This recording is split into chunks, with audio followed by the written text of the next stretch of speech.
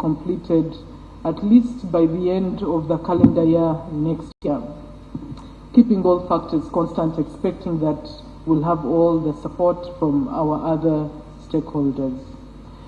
The other critical line is Mirama Kavale. It's a 132 kV line meant to support, again, in strengthening supply in the areas of southwestern Uganda.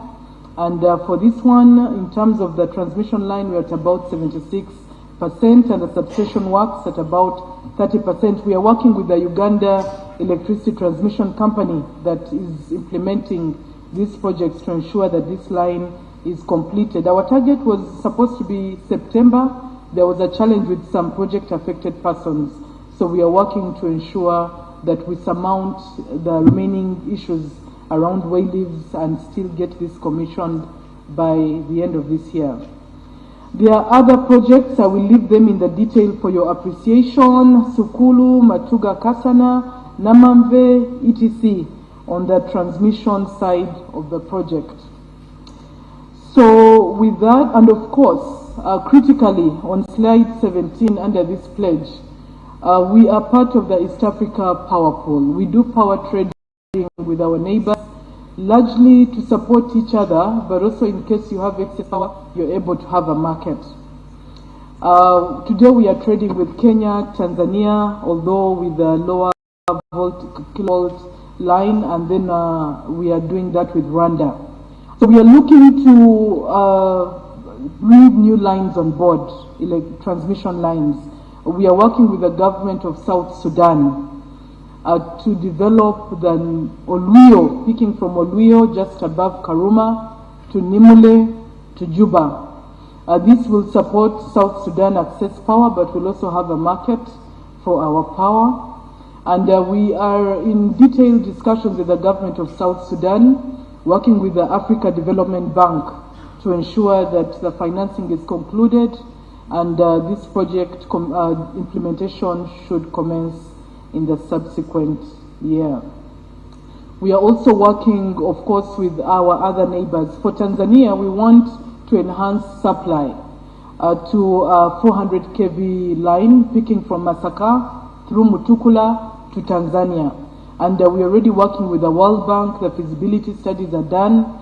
The environmental social impact assessments are largely done. We are commencing with the resettlement action planning, and this we shall also contract to ensure we strengthen supply to Tanzania.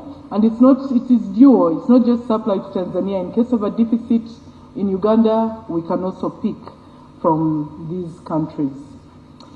Ladies and gentlemen, allow me progress to pledge number 4.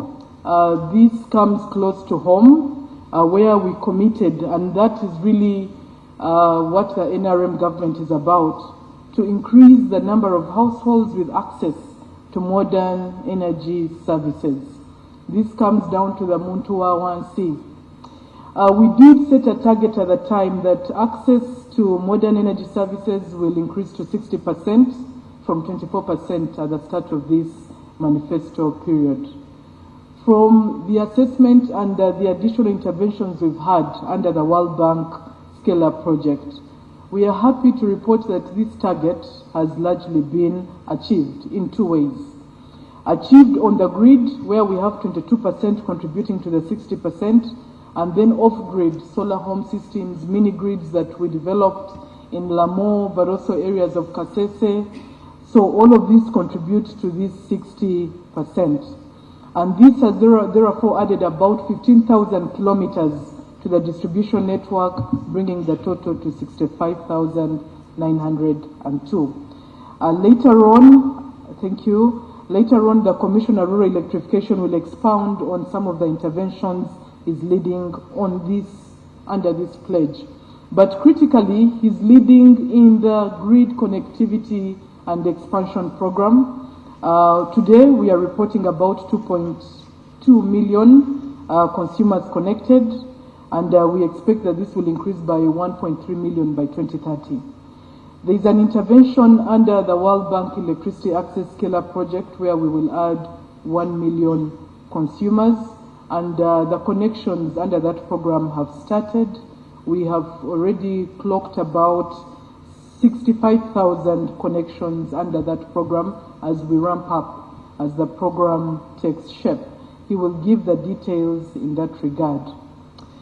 There was a specific Roman numeral 1 under this pledge where we committed to continue electrifying sub-counties. And at the time, the sub-counties were about 1,656, so that was the target we used. I'm aware that these could have grown, but Mr. Bashasha will confirm. But we've succeeded in connecting about 210 new sub-counties for this period, and that has brought the total number of connected sub-counties to 1,656. And under what we set as a target, we have a balance of 410 sub-counties, and there are a number of interventions that the Commissioner will speak to later during the Q&A. And moving forward, of course, our focus is on densification, where the power has reached, ensure that we are connecting as many people as we can, and of course supporting the parish development model, agro-processing. So we are keen, and we've identified the growth centers, agro-processing, where there are industries, where we are seeing public institutions. So these have been identified, and in our designs for the projects, our target is those growth centers as we move towards universal access.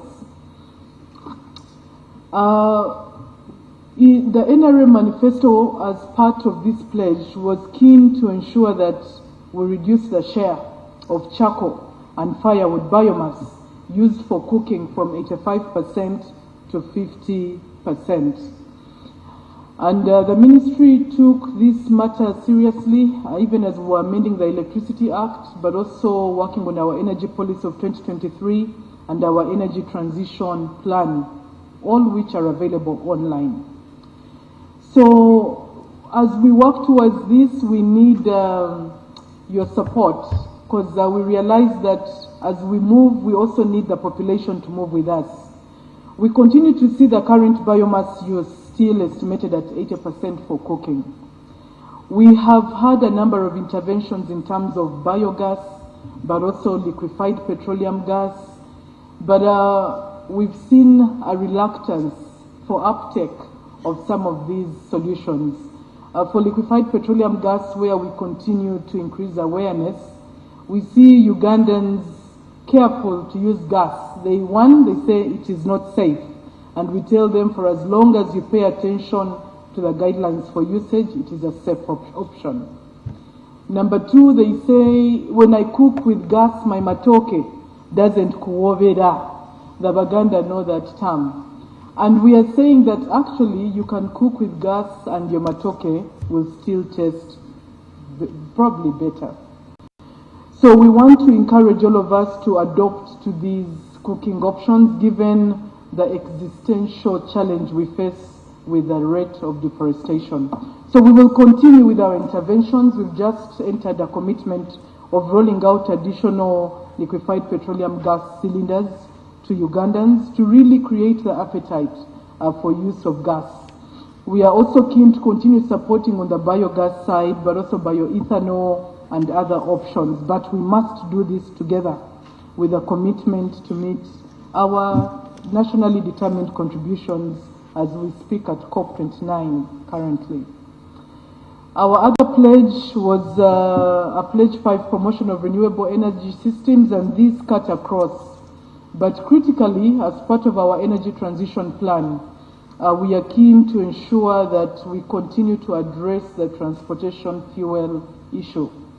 So on the biofuel side, which is a renewable, we've worked to put in place legislation, both an act but also regulations to support biofuels blending, where we are now seeing ethanol blended petrol programs, and we've even put in place a national biofuels committee to ensure the rest of the stakeholders are on board. And today, this program, we scheduled to commence blending at 1% at mid this year, and we continue to work with a number of companies to license them to support in providing these biofuels. So we are also working on the biogas side, electricity cooking, electric pressure cookers.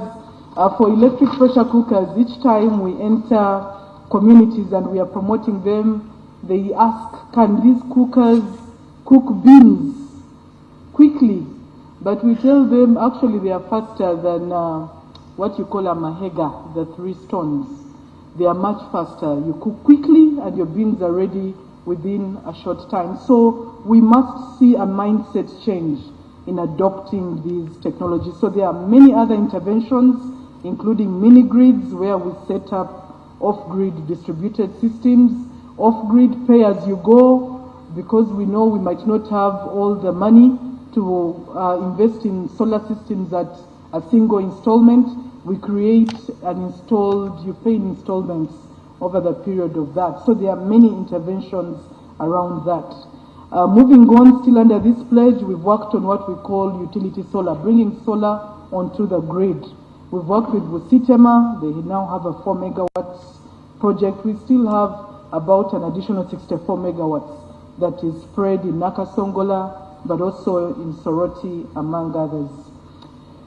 There are many other interventions. I will not detail them. I will leave them for the unit and our dear stakeholders to appreciate.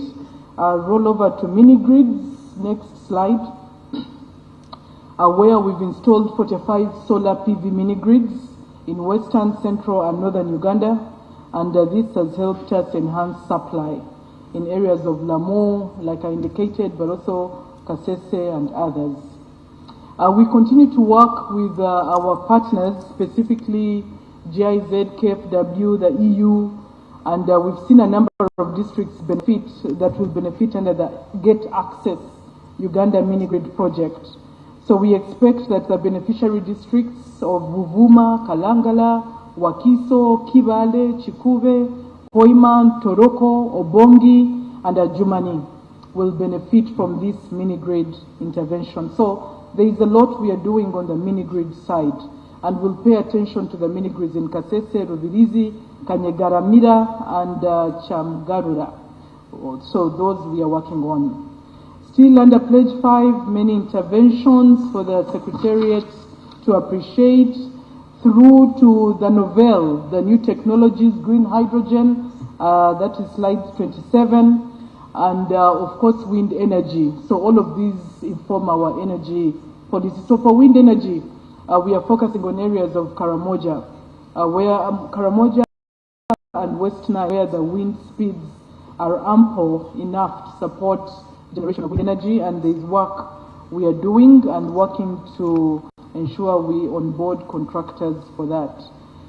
Clean cooking, 28, I've already spoken to this and the different interventions, including under the Electricity Access Scale-Up project. The Commissioner will elaborate that shortly and our Q&A. Then, of course, we are also looking at efficient use of charcoal. Even as we say, let's eradicate charcoal, we are aware this is transitional. So we've put in place national guidelines for sustainable charcoal production, how you produce it, how it is utilized, ensuring we introduce energy efficient cooking technologies to reduce on the amount of charcoal you use per cooking session. So this is something that we are focused on to support the presidential directive on charcoal ban, first in northern Uganda, but will potentially spread to the rest of the country as we work together to ensure sustainability of our forest cover, but also address issues of climate change. Still under Pledge 5, we do a lot of waste to energy work in the ministry, where we work with municipalities, but also city authorities, specifically KCCA.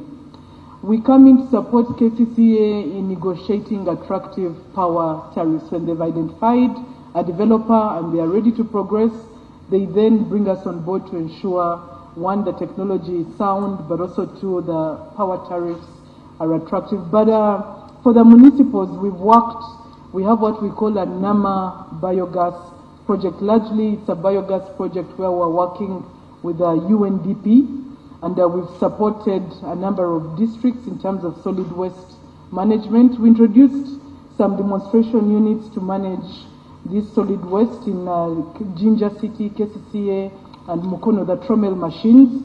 And we continue to urge these authorities to pay attention to the efficient use of these units that we supplied under this UNDP program.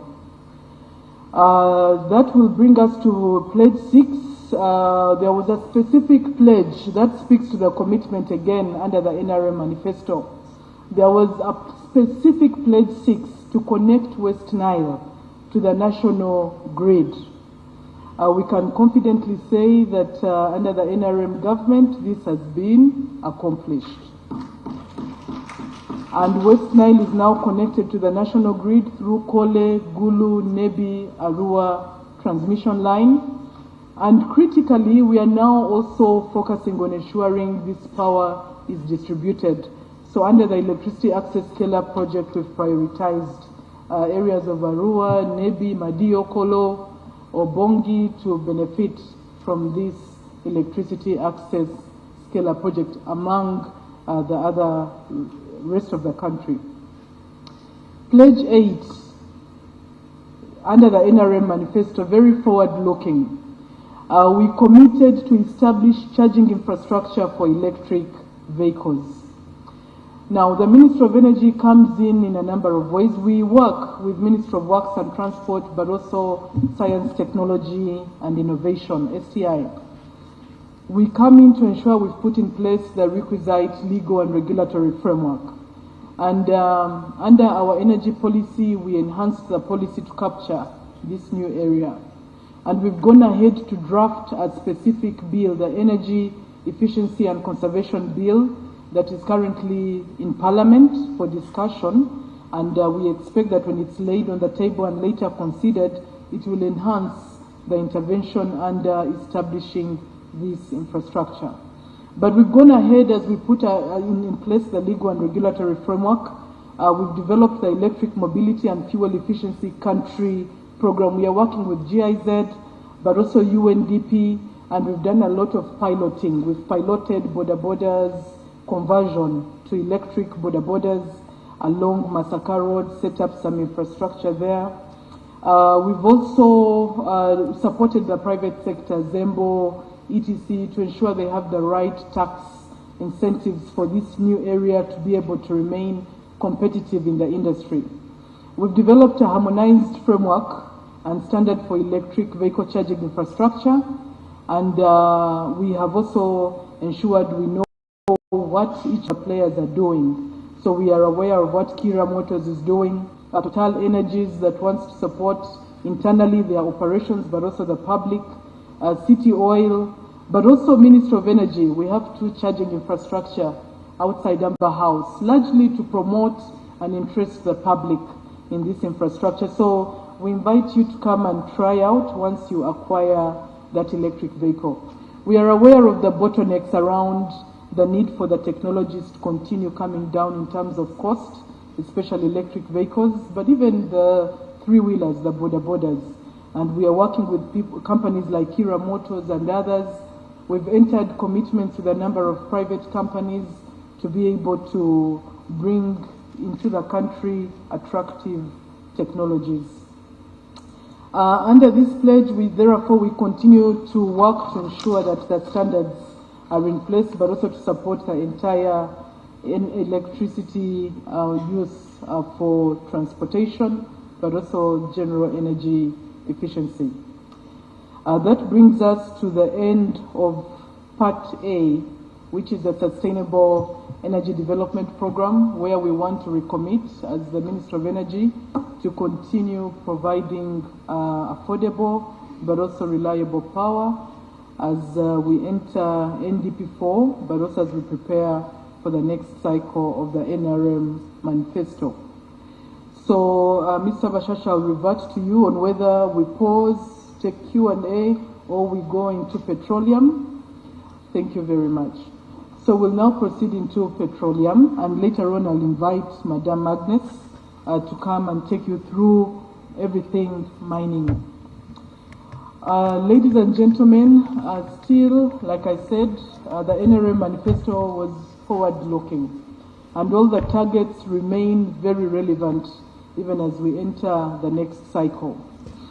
Under the sustainable development of petroleum resources, where the country has discovered sufficient resources to drive a commercial business, where we committed that we will develop an oil refinery, but also a crude oil export pipeline, Kabalega Industrial Park. We have seen progress in this regard. Today we boast of 6.4 billion barrels of oil in place. That's all the oil in the ground. And of this, about 1.4 billion barrels is recoverable. It's like a sponge. You put it in your water and you soak out the water. Not all of it will come out. So our oil is trapped in rocks. And it's good that the geophysicists are here. They can explain the principles whenever necessary.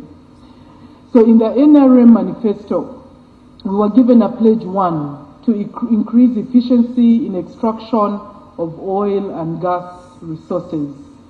This particular pledge is well aligned with our national oil and gas policy of 2008, where our objective 1 is to really ensure the rational exploitation of these resources in a manner that ensures the sustainability of this industry.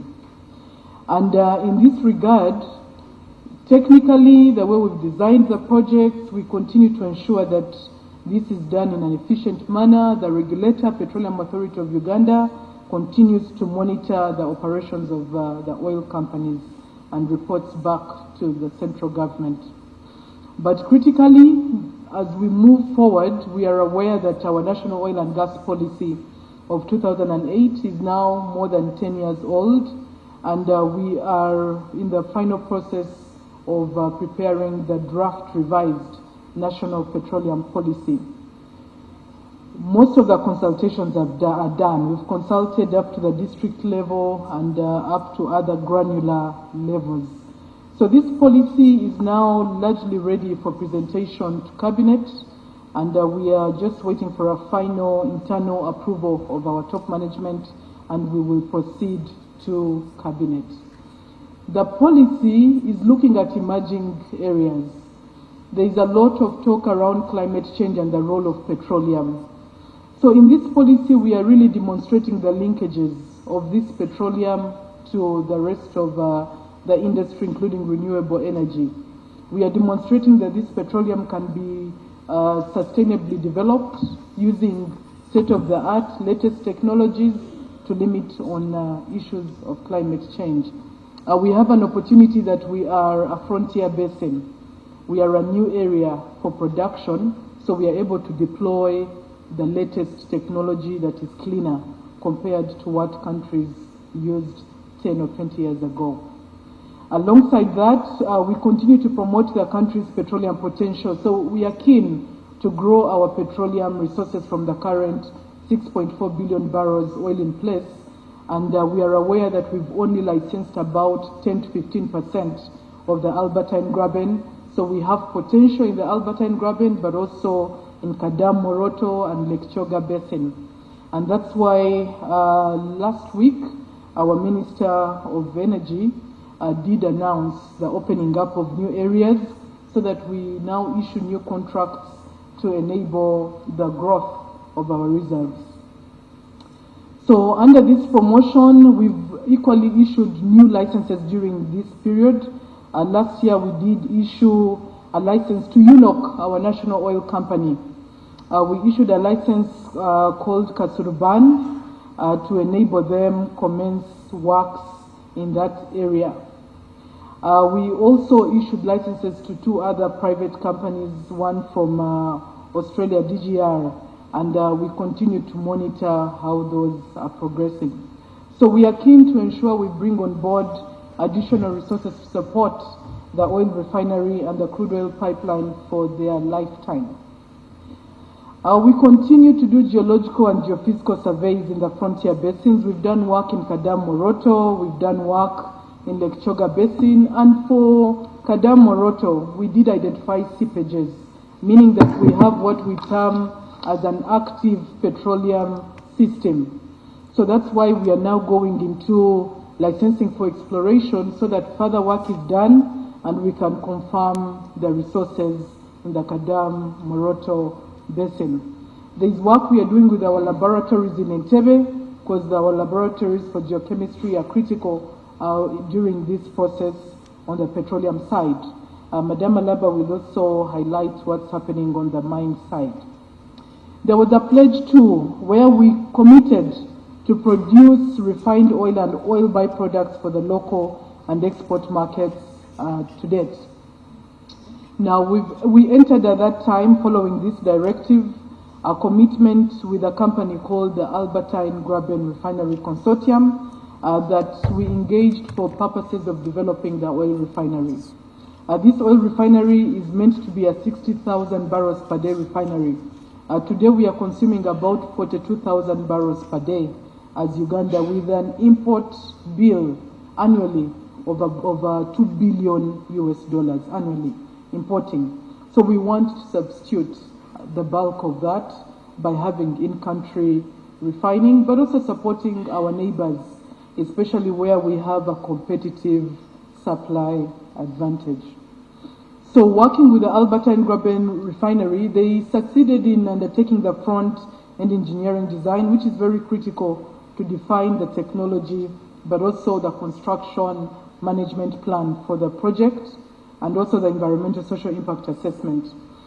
But in the middle of this whole climate change conversation, they struggled in the market to access financing.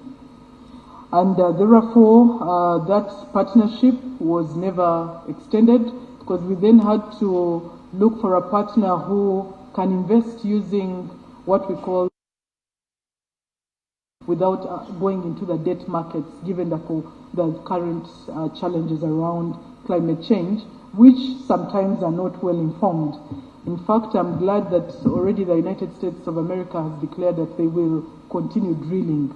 So that is a good sign for the rest of us, and I believe that should unlock funding as we enter the new arrangement. So we are engaged with Alpha MBM from the United Arab Emirates, where we are now working to finalize the negotiations of the critical agreements, and we are committed to ensure that both shareholders, 60% the private sector Alpha and their partners, and 40% the Uganda National Oil Company, mobilize financing using their equity resources to finance this project. Good enough, our Minister of Finance has already demonstrated commitment and has already allocated, some seed money to support the project as we enter this new arrangement, as we work to bring on board additional financing to support UNOC. So this pledge, we are confident with the new partner we should be able to meet it, albeit the challenges we faced with the earlier developer. But while the financing arrangements were faced with those challenges, we continued on aspects of acquiring the project sites. And we largely have the oil refinery site, the storage terminal in Impigi Namwabula, and we are concluding the land acquisition for the products pipeline from Chikube, where the refinery will be, to Namwabula on PG. That pipeline is about 213 kilometers. So this pledge, we are confident, will now progress. But under this pledge, we still went ahead and ensured that the East Africa crude oil pipeline progresses, so that either way, first oil is met. So as we speak, the East African crude oil construction is at about 47%, having started works at Tanga and the hinterland of Tanzania, but also now on the Ugandan side.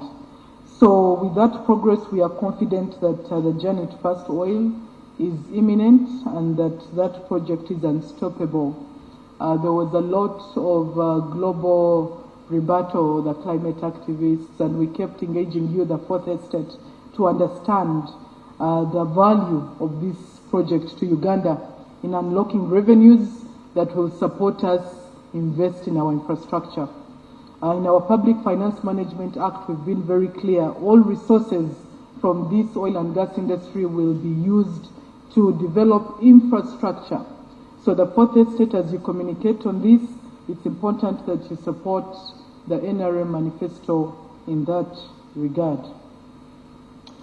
So the ECOP is largely progressing, and running to slide 46, we, like I said, the NRM manifesto targets were really forward-looking, because later on as we're doing our energy transition, the pledge around the natural gas pipeline as part of this became very critical. Whereas we do have natural gas in Uganda, we'll be producing about 100,000 tons per day from Tilenga and Kingfisher.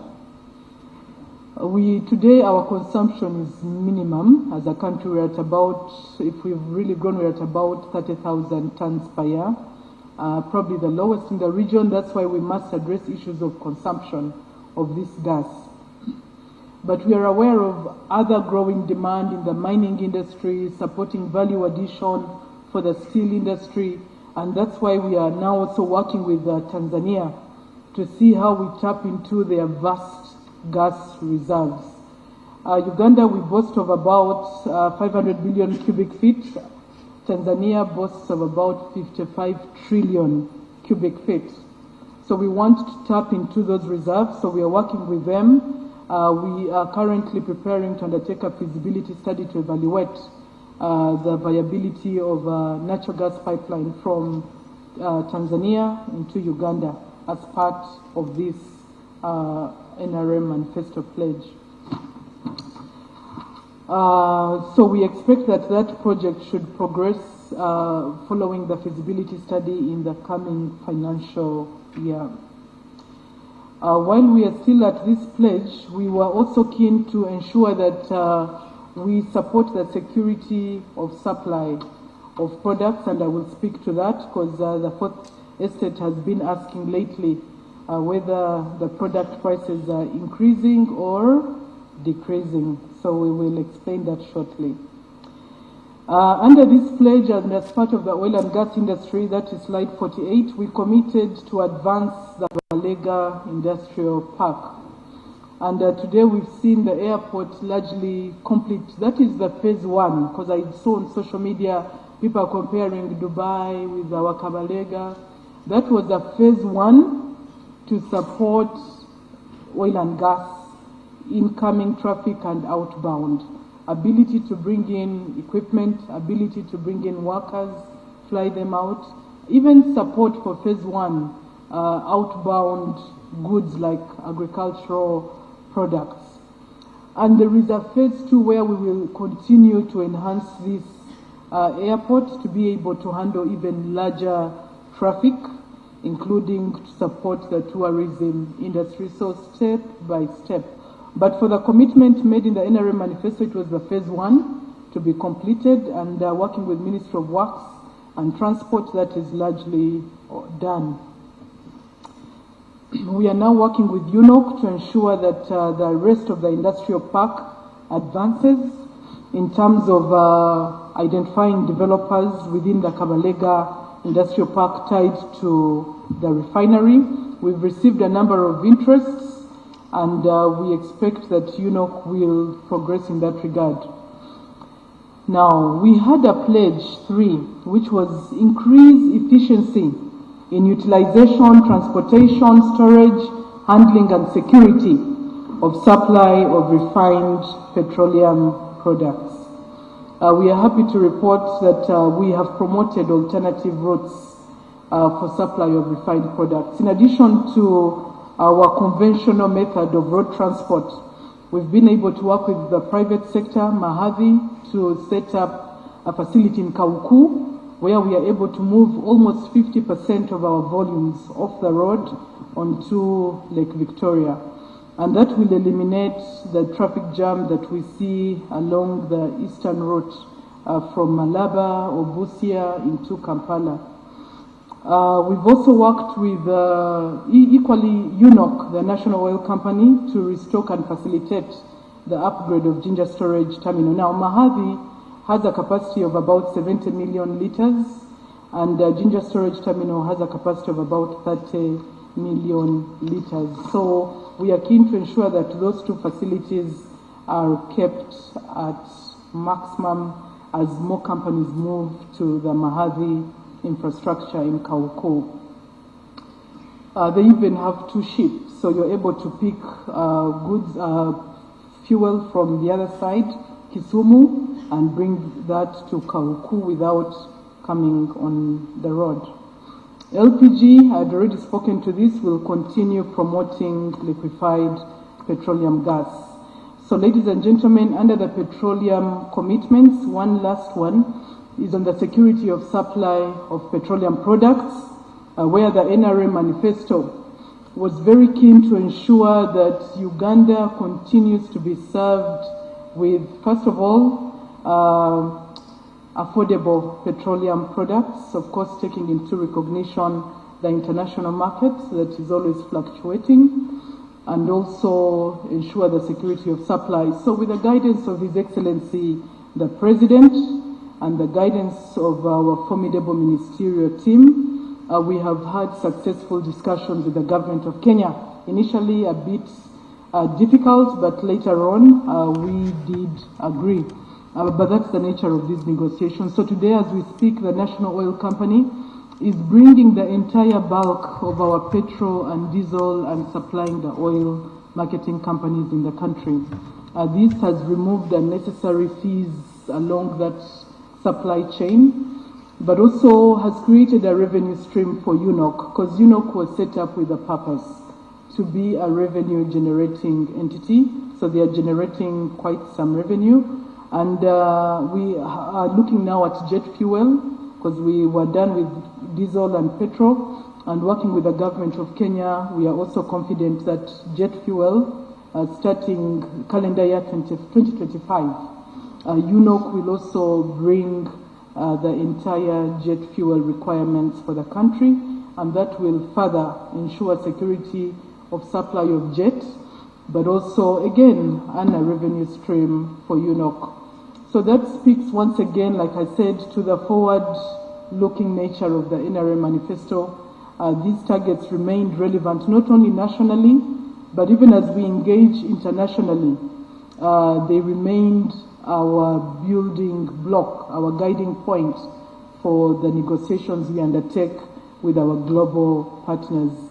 So with that, I want to take a pause, thank the NRM Manifesto Implementation Unit, and therefore invite Madame Agnes Alaba to run us through the mineral sector.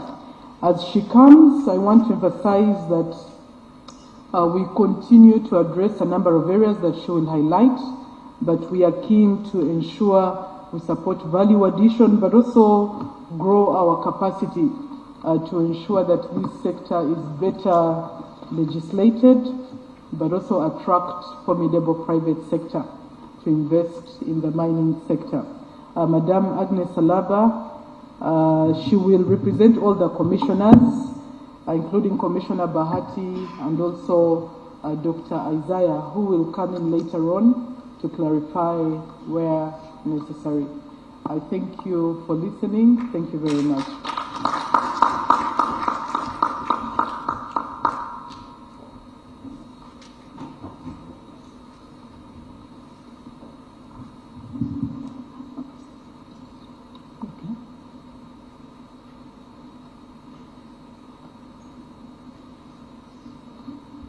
Thank you, PS, the representative of the Minister, Director Manifesto, commissioners around here, media fraternity, ladies and gentlemen.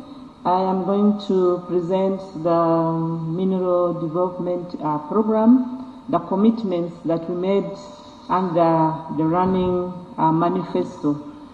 As PS, the representative of the Minister, has said, the manifesto was forward-looking, and it took into considerations the contribution that the mineral sector plays, the role of the mineral sector, its importance, and the linkages that it has with the other sides of the economy. We have linkage into agriculture, industries, electronics, and minerals are used in our daily life. So when we made this commitment, we were cognizant of that fact, and there is, of course, therefore, a need to ensure that we have the quantities of the minerals that we need to support the economy of the country. So I'll start with the pledge 1 under the mineral development pledges, where we pledge to increase exploration and quantification of priority minerals and geothermal resources across the country. We look at both the solid minerals and that liquid mineral called geothermal, which doubles in the energy mix as well. So we committed to undertake geological studies and mineral exploration to determine the quantities of the minerals in the country. To this point, in the period under review, we have completed the airborne geophysical surveys and geological mapping of Karamoja region. Originally, we had 80% of the country mapped, 20% was not mapped, but we have now completed the 20% of the airborne surveys using very high technology methods. Originally, we did not deploy some of these methods, so 100% of the gravity that detects very heavy minerals has been completed. Magnetic surveys, where we are looking at those minerals with magnetic properties. Radiometric surveys, looking at radioactive materials. Electronic surveys with conductive minerals such as copper has been acquired over the Karamoja region. And we have also come up with geological maps of 1 to 250 and 1 to 100,000 and 1 to 50,000 scale. We start from 250 is a more broader scale, 100 is detail, and 50,000 is more detailed scale. But we intend to move even at a lower stage as we look for the minerals in the country. So data analysis has been ongoing, and we plan to launch this Karamoja data in December. The PS would commit to that date later. We also have undertaken surveys for gold in the country at Buweju, at Mubende, Namayingo, Karamoja, Zombo. We have done mapping in those areas, and we have identified potential areas. With the mineral survey, you need to start from broad survey, and we keep on narrowing it until we do drillings to come up with the quantity of the mineral which is in country. We have assessed gold and base metal in Buikwe.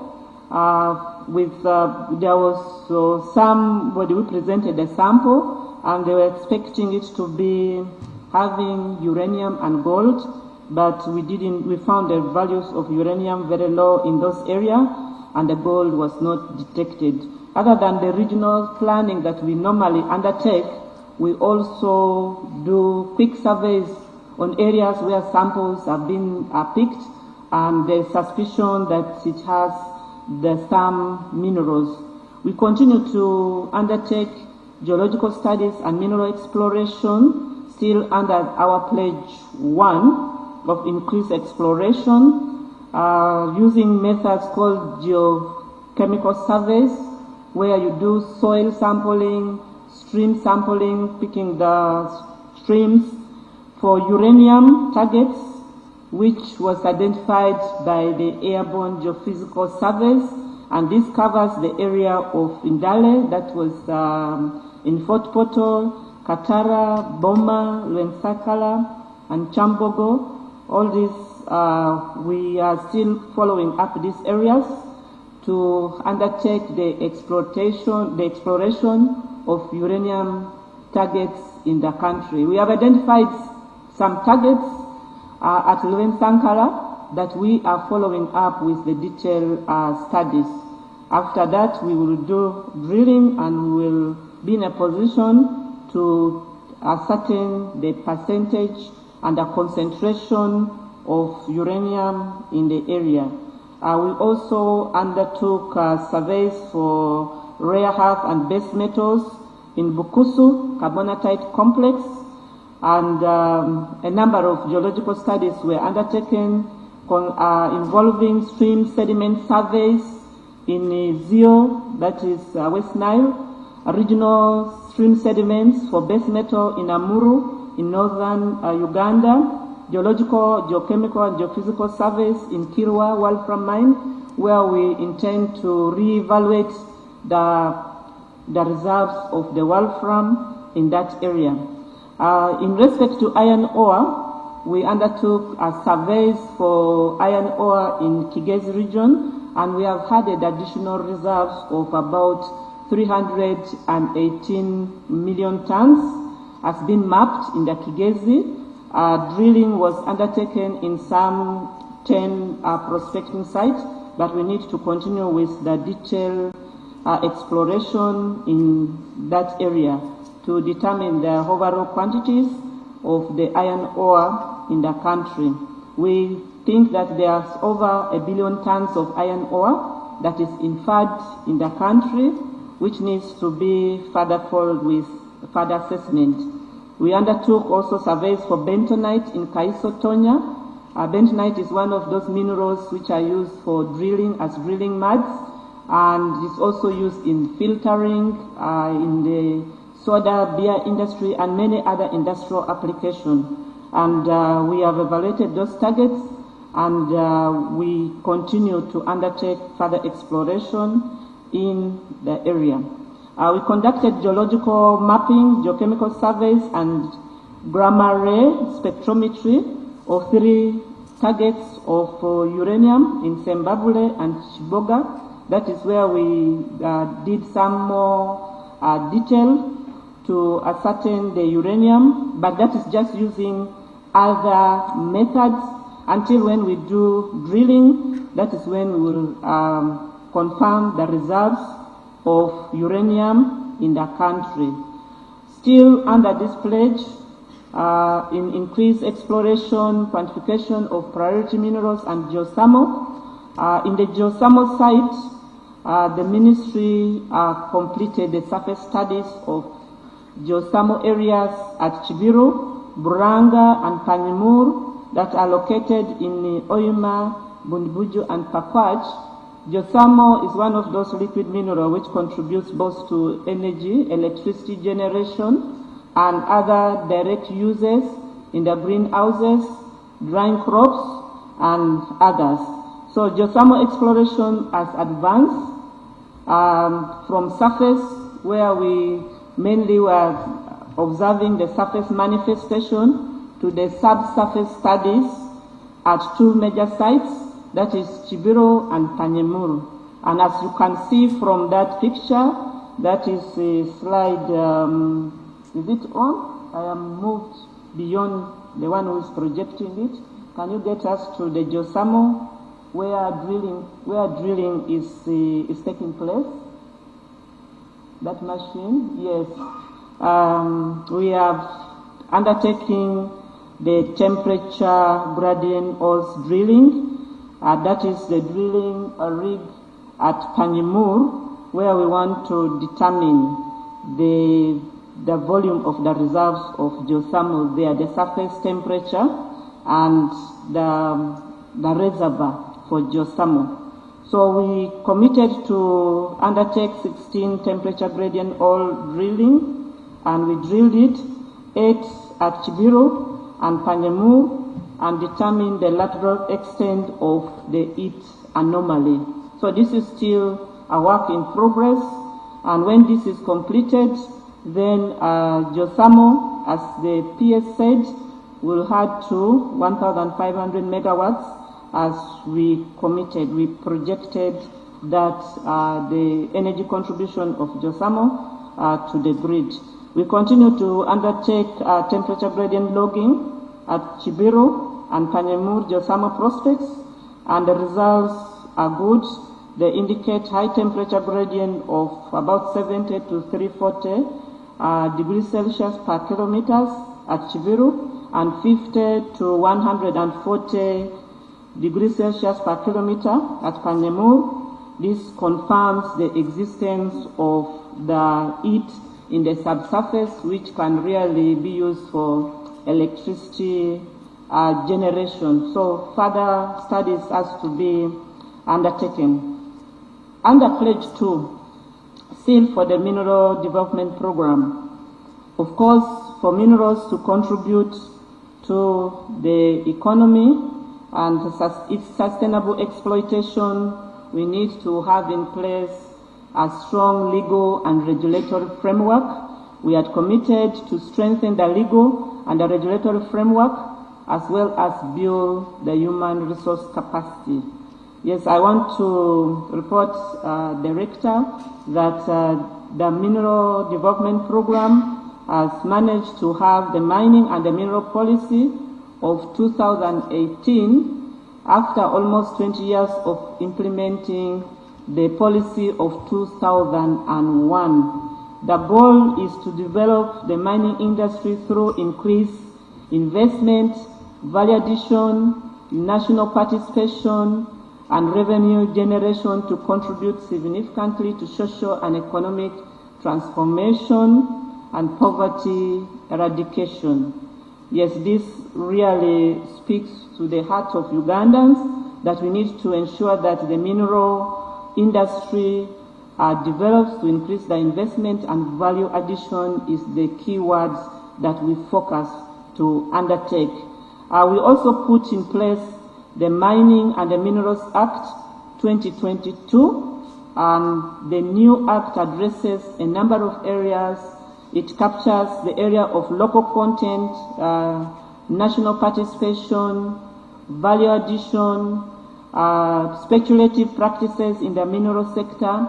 It addresses the issue of first come, first serve in only green areas, but in brown areas we intend to have competitive bidding like it's done in the oil and gas.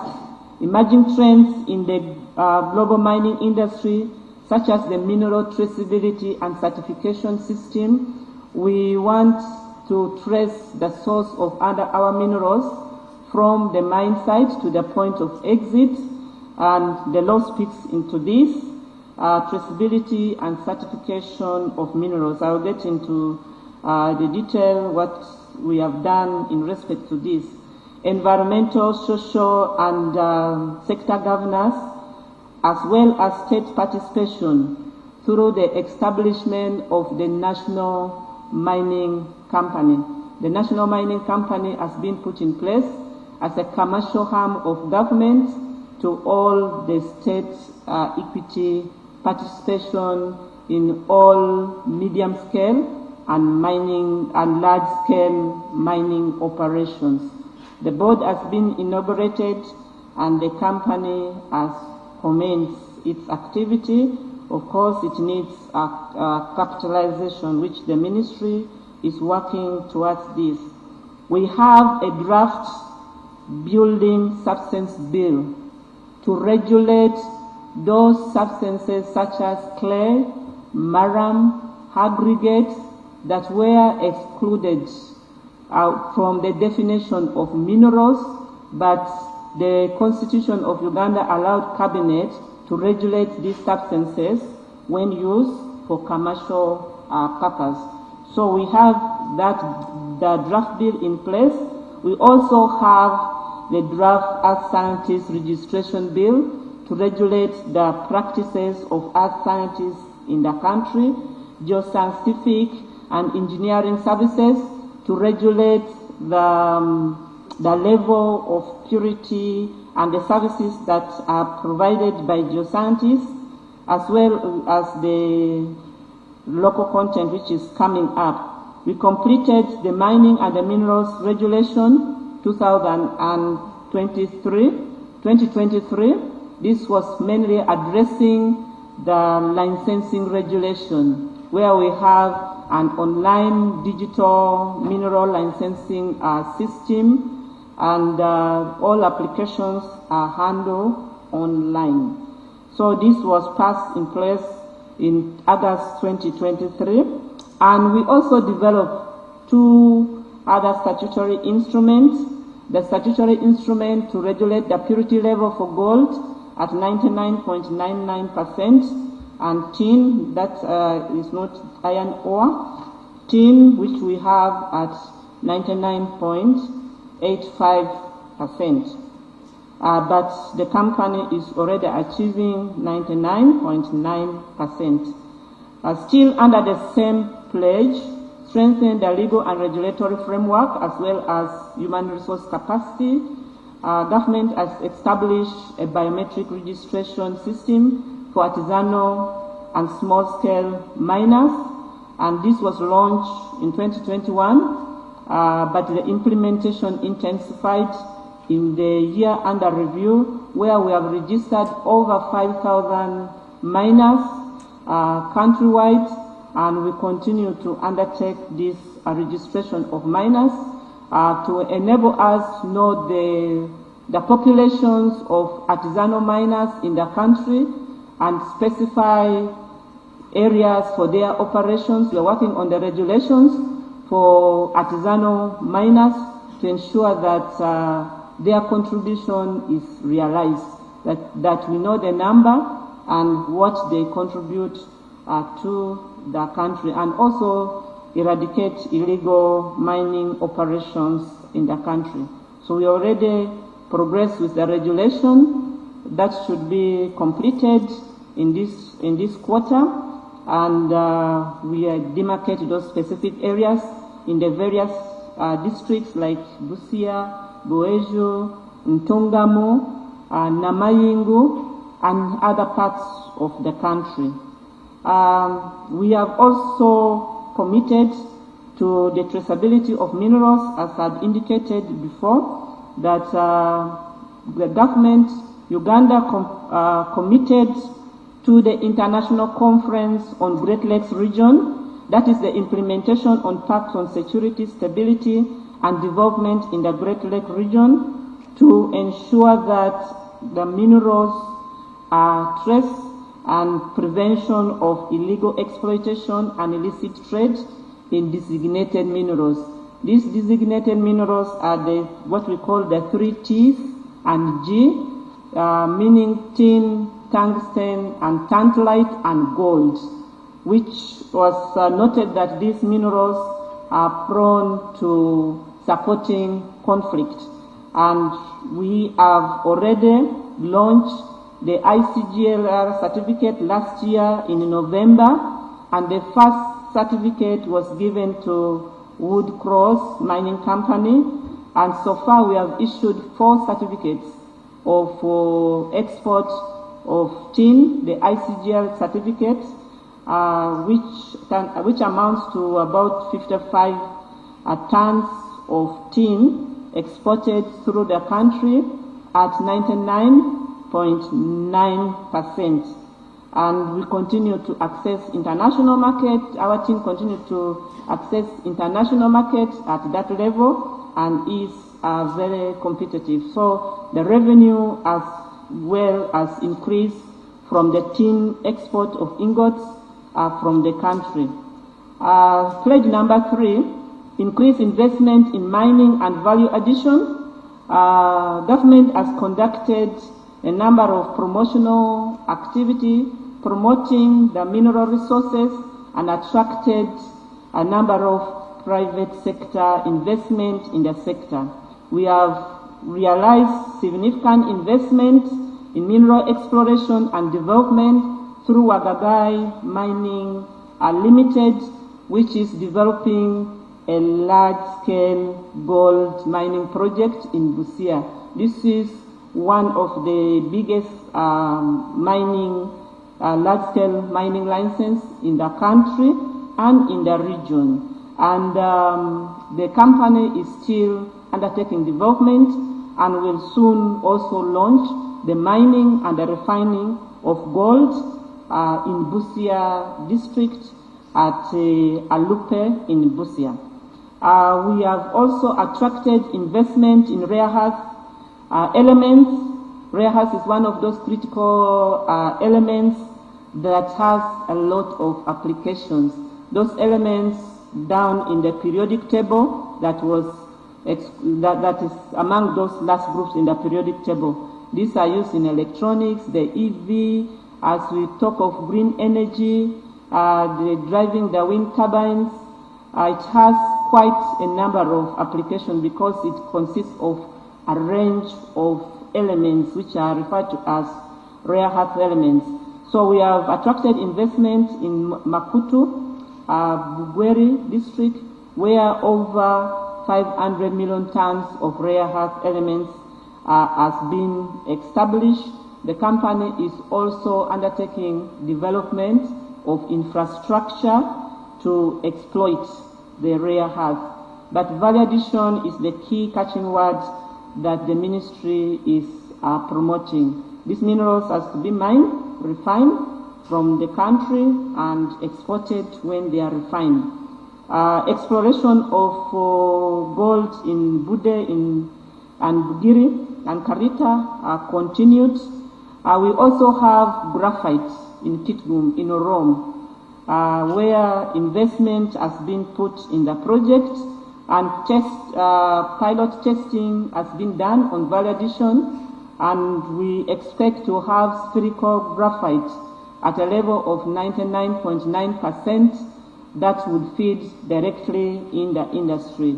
The company is also undertaking development, and this is where we have cross-linkages with development of infrastructure to ensure that there are roads which are reaching at Rome and electricity is being pulled there.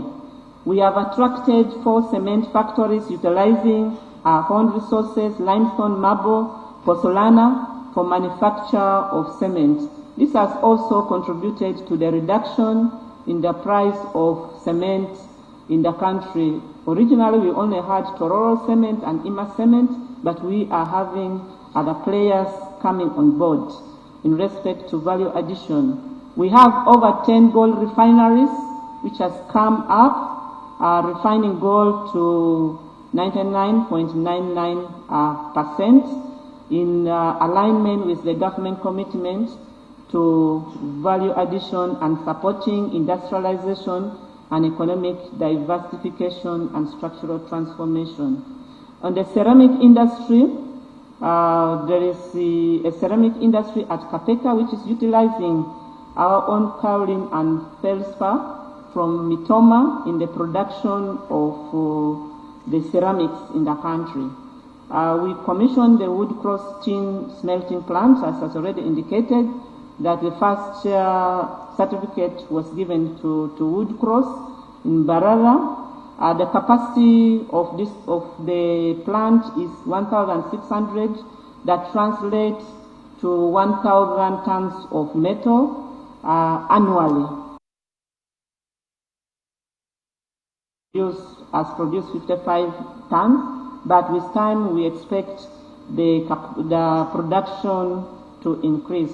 This was launched in April of this year by His Excellency, the President of the Republic of Uganda. So there are those pictures which are showing that occasion when we launched the first ever tin refinery in the country. Still under commitment in the investment in the mining and value addition, the PS talked about the laboratory under Petroleum. In order to promote value addition in the country, the mineral laboratory plays a very big role. We committed to put up a modern mineral analysis laboratory and mineral beneficiation centers in the country. We have made progress with this commitment. Phase 1 of the establishment of a modern mineral laboratory in Entebbe has been completed, where our laboratory has been equipped with one of the modern state-of-the-art equipment in the country to provide analytical tests, not only to the mineral sector, but to the general public, to the general population in the country. And we intend now to have all the analytical services housed in one place. Designs for the works for the laboratory building to accommodate all these laboratory techniques are in place to add value addition to minerals in the country. we have gone with about 70% on the progress to getting a big laboratory, which is getting all the other laboratories in one house. In addition, 2 mineral beneficiation centers have been constructed in the country, that is in Fort Portal and in Ntungamo, and the centers, we are under procurement of equipment to equip these centers. These centers are supposed to provide services to the population, services to the miners. It will also act as training centers for artisanal miners on the best mining practices in the country, and it will also provide services to any analytical test work. The buildings have been done, and we are in the process of now procuring equipment for the beneficiation center to further increase value addition in the country.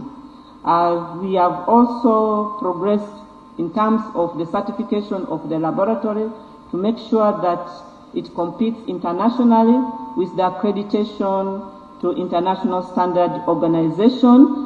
And one company called the KenGen from Kenya, the Kenya Accreditation Services, has been contracted to undertake this accreditation. Preliminary assessment has been undertaken, and we are soon completing these accreditation services to ensure that our lab competes internationally, such that the samples which are analyzed in country compares with those samples which are analyzed from any other lab, either in South Africa, Sweden, or wherever lab. So that is where we are with the mineral lab in Entebbe. And when we proceed with the new buildings and the accreditations is completed, then we would have delivered to Ugandans what we have pledged. Still increasing investment in mining and value addition, the development of Kilembe mines. Slide 69. Government committed to redevelop Kilembe mines, and we have put in place this an interministerial team to fast track the procurement of an investor for Kilembe mines. This process has progressed. Government is negotiating with the best evaluated bidder to conclude this process of getting an investor for Kilembe mines. The investor is expected to produce copper cathodes of 999 that can feed directly in the industry, and cobalt of 99.85. That is where we are with Kilembe mines. This picture here is just showing the proposed laboratory structure, as you can see it on the screen. If the one who is projecting can be there. Then below there, that is the beneficiation center on the left. That is the beneficiation center in Fort Portal. That is completed, and we have on the right the beneficiation center at Ntungamo, that the ministry has continued to progress with the procurement of the equipment to put in these centers and commence the training services provided closer to the people. Other centers which are supposed to come up on board is in Busia, where we've got a land for the development of the beneficiation center there to capture that population in the east. We also propose to have another beneficiation center in Karamoja, Moroto. Right now we have an office, but we also need to provide the services, the mineral services regionally, and the central service being provided by Entebbe. There's also a proposal to have mineral markets for artisanal gold and other goals in the country, so that we provide markets and we can be in a position to track the trade of minerals in the country.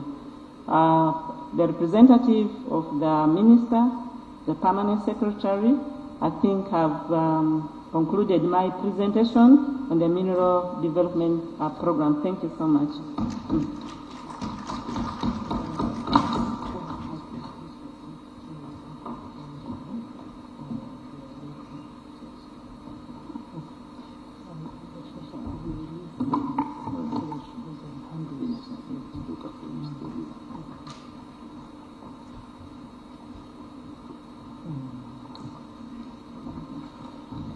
Thank you very much, Madam Agnes Alaba, and I will request that we release her to go and handle another urgent matter at the Bank of Uganda.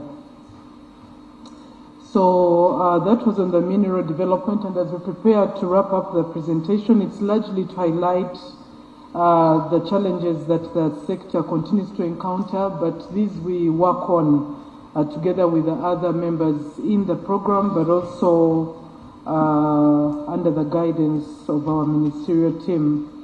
Land acquisition, that one, we continue to see how best we tackle issues of land acquisition, project affected persons who contest the valuation rates, but also actively working out a mechanism with Ministry of Finance to ensure that when we are ready to compensate, the funds are available, because that has also been a constraint. So that we will continue addressing.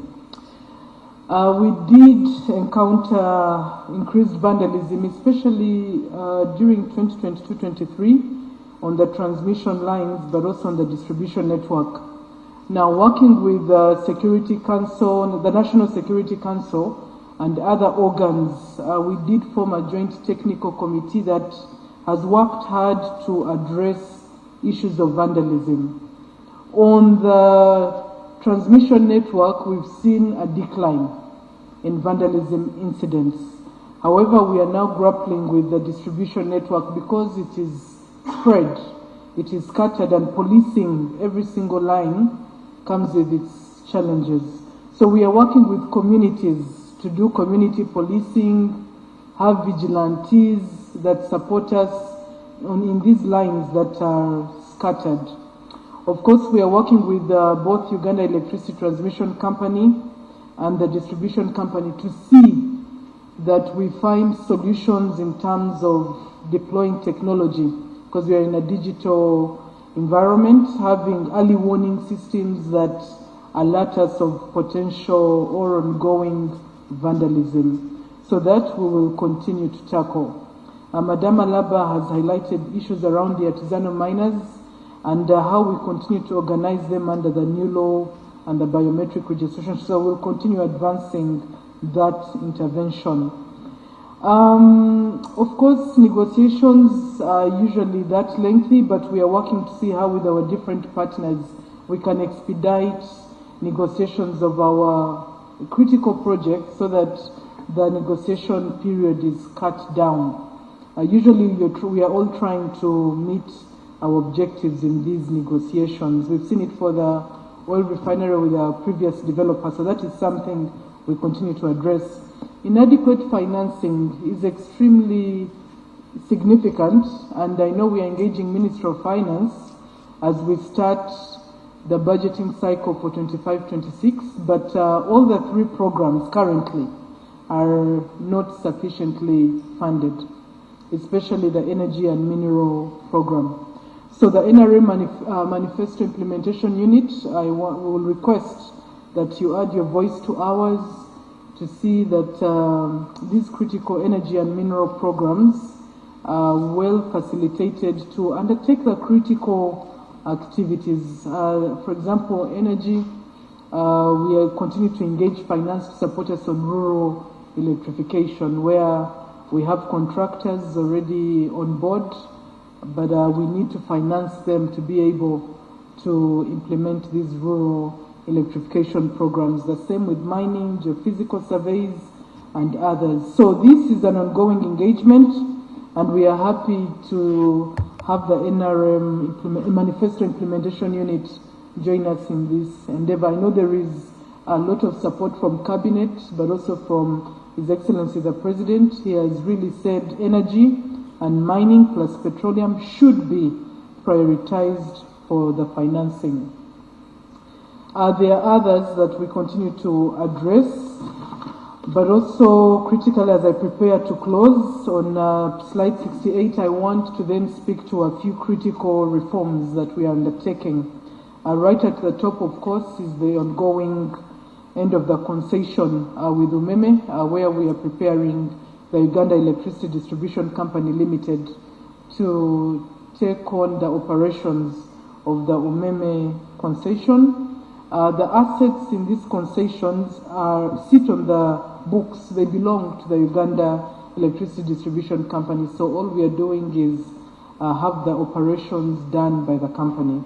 So we have put in place the structures to support the transition from Umeme to UEDCL, and with the support of Cabinet, we are working out the required financing to support UEDCL Invest, but also with what we term as the buyout amount. That amount that Umeme will not have recovered from the concession through the tariff, because it's a going concern. Even as we speak, Umeme is investing, though minimally.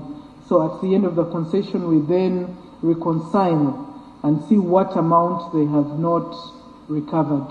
And with the support of the Auditor General, who's already undertaking the audit or the valuation of these investments, at an opportune time, sometime in December, January, he will notify us of the agreeable final buyout amount. So that discussion is ongoing.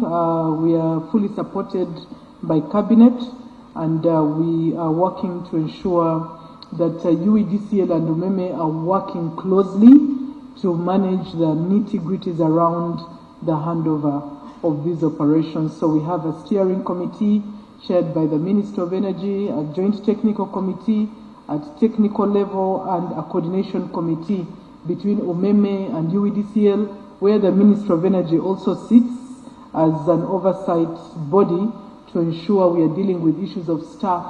What will happen to the staff? We've already evaluated over about 96% or so will have to be inherited into UEDCL since the assets remain, and we have to continue ensuring their operations. So that come March 2025, we will be winding up that concession and ensuring that the Uganda Electricity Distribution Company continues with the management of the concession.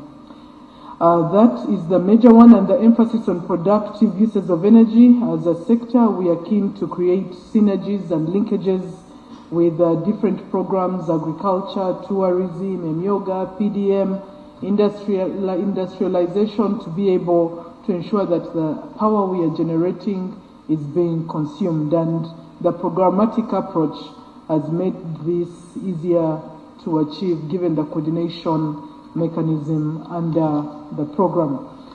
So with that, finally, for the final closing, we wish, on behalf of the Ministry of Energy and Mineral Development, and therefore the Minister of Energy and Mineral Development, the Honorable Dr. Ruth Nankabirwa, thank the NRM Manifesto Implementation Unit for having us, and we look forward, together with the commissioners, to address any questions that have emerged from this presentation. Asante sana.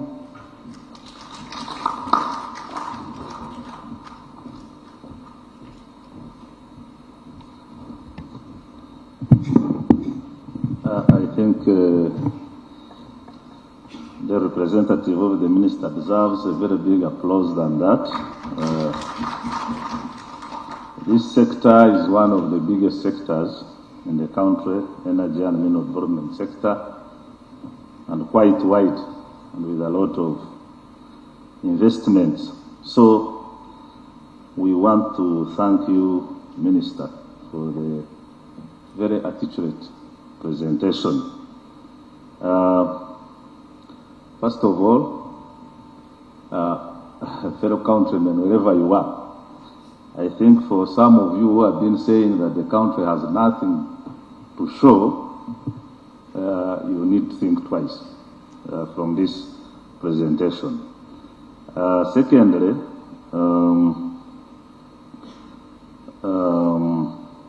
especially you, our brothers and partners in this dissemination campaign, many of you have hosted many of our colleagues or in the politics who have been saying there is nothing that is done. Now you are here, you have the facts. Let them be disputed so that you can have a healthy debate and for the citizens to know what is going on. I'll continue referring to you as Honorable Minister. I will say electricity is a huge enabler and has a big role to play in our socio-economic transformation journey. You know, it's a very big ingredient in turning around the economy at all levels. You know, we have other areas we are talking about in terms of value addition. We are talking about agro-processing. We are talking about better standards of living. And I think electricity has a very role to play. And the issue of the cost is still, we have tried to touch it, but I think Ugandans need to be assured on the concrete steps that need to be taken to ensure that we are able to achieve that target as directed by the President. We wish to salute the efforts because now the big consumers can benefit from that, but also at given times. That means now, in other times, I don't know whether they should not operate and wait for that time when they can enjoy tariff change. But that said and done, allow me, members, to join me and we congratulate the sector and the entity for the successful completion of the Karuma project and bringing West Nile to life by connecting it to the grid. I think this was a dream come true. We also want to salute efforts in the other developments. We have seen Refinery in Mbarara, which I think is one of the first tin refineries in this country. We also want to salute the efforts that have been invested in reforming the UNOC and make it more unrevenue on its own so that it can be operational. We pray that those business models will continue to support UNOC and continue to enjoy its equity with its other partners. We also want to salute the efforts on local content. I think what you also didn't disclose here, I don't know how many women are in charge of many of these projects, even of engineering nature in those areas. I've had the opportunity to visit what's going on in the Albertine region, and it's very, very impressive to find most of our women are in charge of these technical projects there. It's quite impressive. But also, I think it would have also been better to tell us the percentage of participation of Ugandans in all these projects so that citizens can appreciate what you are saying here. However, there are still issues of, I don't know whether the policy has sorted this. You know, you have finished you call it the geo something study, where now we should be having a whole map of the minerals of the country and where it's grown. But there used to be an issue of speculation, whereby some people would come to the geology department and acquire prospecting licenses, and then they start speculating around them. And until, I don't know whether this has been addressed, but I think it limits the the capacity of who would be genuine investors and who would want to move and do serious business in this area. So we hope this was worked on.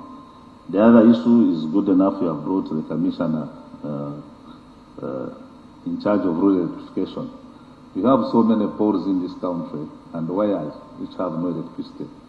They are just there, but there is no power going through them. And whenever we are in our monitoring programs, people keep telling us there is a pole there, there is a wire there, but there is no power. So I don't know. We are also mindful and alive to the fact that rural electrification was restructured from an agency back to the ministry, and we thought, we don't know whether the transition is over in terms of settling in, and then it can be able to take on these responsibilities, because we have excited these Ugandans on the issue of power, and the period we are going through, we would not want to burden the principal by still being asked why are these poles here and these wires here, and there is no electricity. At one time, there is where one of the politicians made a joke and said, if you think there is no power, you go and touch on the wire. So we should not test our citizens in that way. But we thank you for the extension that is being made to make sure that our Ugandans, or the country, is electrified. I also wanted to add my voice to say that this activity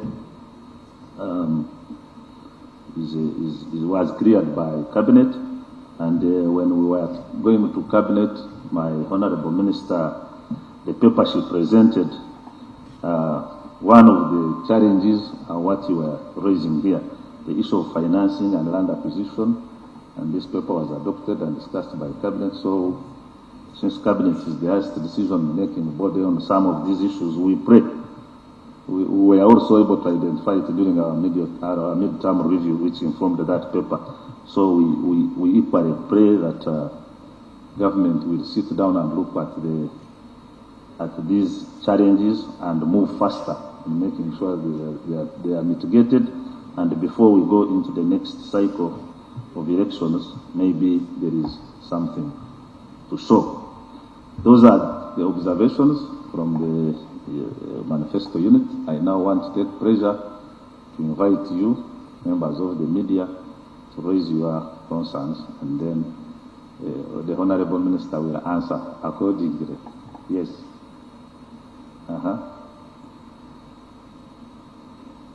Tell us your name, the media house, and then the point. And please restrict your questions to Manifesto issues. Thank you. Thank you. My name is Hussein Samuel. I work with the Daily Monitor. Honorable Minister, government committed to, my question is basically about the upstream oil and gas sector. Government committed that in 2025 Ugandans will see their first oil. I was privileged to be part of the media team which visited the oil developments in Hoyman School last week, and we visited Sinok, Tilenga, and finally we ended with Kabale Industrial Park, where we visited the pump station 1, which is going to be receiving the crude oil from the Tilenga and Sinok. And we found there when the pump station is just on the level, they are leveling the ground, and the developers told us that they will need 17 months to have that pump station completed. We also visited the pipeline route, where we saw the stringing and welding of the pipes. They said they will be laying later, and I would like to understand if we are going to have oil next year, yet the infrastructure is not yet in place. What explains the delay of this infrastructure, and shall we hit the target? Secondly, still about the pipeline, the Honorable Minister was quoted by Daily Maverick, a South African newspaper, in October, where she said that with the funding of the ECOP, the equity had increased more than the debt. It was supposed to be funded 40% by the partners, that is UNOC, TPDC, Total and CNOC, and 60% debt financing, and that the equity had increased more than the debt, and we would like to understand, does this affect UNOC as well, and if so, how much more are we supposed to put in? And last, we want to update on the case which is before the East African Court of Justice, trying to stop the completion of the East African crude oil pipeline. Thank you so much. Okay, thank you. Next. Yes, sir. Thank you very much. My name is Simon Muyanga Rutaya. I work with SML News UK. I have just three quick ones. One, thank you, Honorable Minister, for the presentation. But I wanted to ask. Many times I hear people say that these huge infrastructure projects are being undertaken here by foreigners. That much of the benefits, say for location, is for foreigners. They come and do them and do take a lot of money outside the country. I do not know whether you are able to make a difference and tell us how much of these projects are undertaken by either government of Uganda or by Ugandans, and then how many of these are undertaken by foreigners. Number two, in the place where I come from, Kaliro, the connection to electricity has just been done. Unfortunately, where the connection has been made, the consumption is low. People seem to be quarreling with the wires. The wires pass up, the poles are near them, some in their land, but tapping from them becomes a problem. I would like to ask that maybe you undertake a study to find out how do you make it possible for them to consume so there is a good working relationship between the power, the poles, and the people. That would also help us to undertake that. And lastly, I would like to advise maybe all of us, including my friends in the Manifesto committee, that we reserve time to translate many of these things in the local languages so that everybody is able to pick what is theirs. Like you are telling us, these presentations are beautiful, but there's a lot. Some of our people may not be able to consume this information. But if you had the time to say, for Busoga, watch this in your area. For Bunyoro, you see this, it is in your area. It could even end into regional press conferences, for example, that we have done the national press conference for us to understand. And then the ministers divide themselves into regional presentations that tomorrow another press conference in Busoga will be only for what government has undertaken in that particular region called Busoga and will be communicated in Busoga. This way, the questions of people standing on government projects and then asking, what have they done for us? Somebody is standing on a very good road, freshly complete, and saying, government, it called Dechi. Will stop because we have a population that you can't think, are they not seeing? They are not seeing. Even when they see, they need to be told. I thank you. Thank you very much.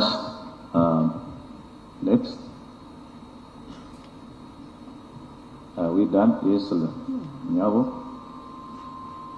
That mic may not be working. You get to your mobile and you extend it. Yeah. No, I had authorized the other lady so she could come in front and present her case first.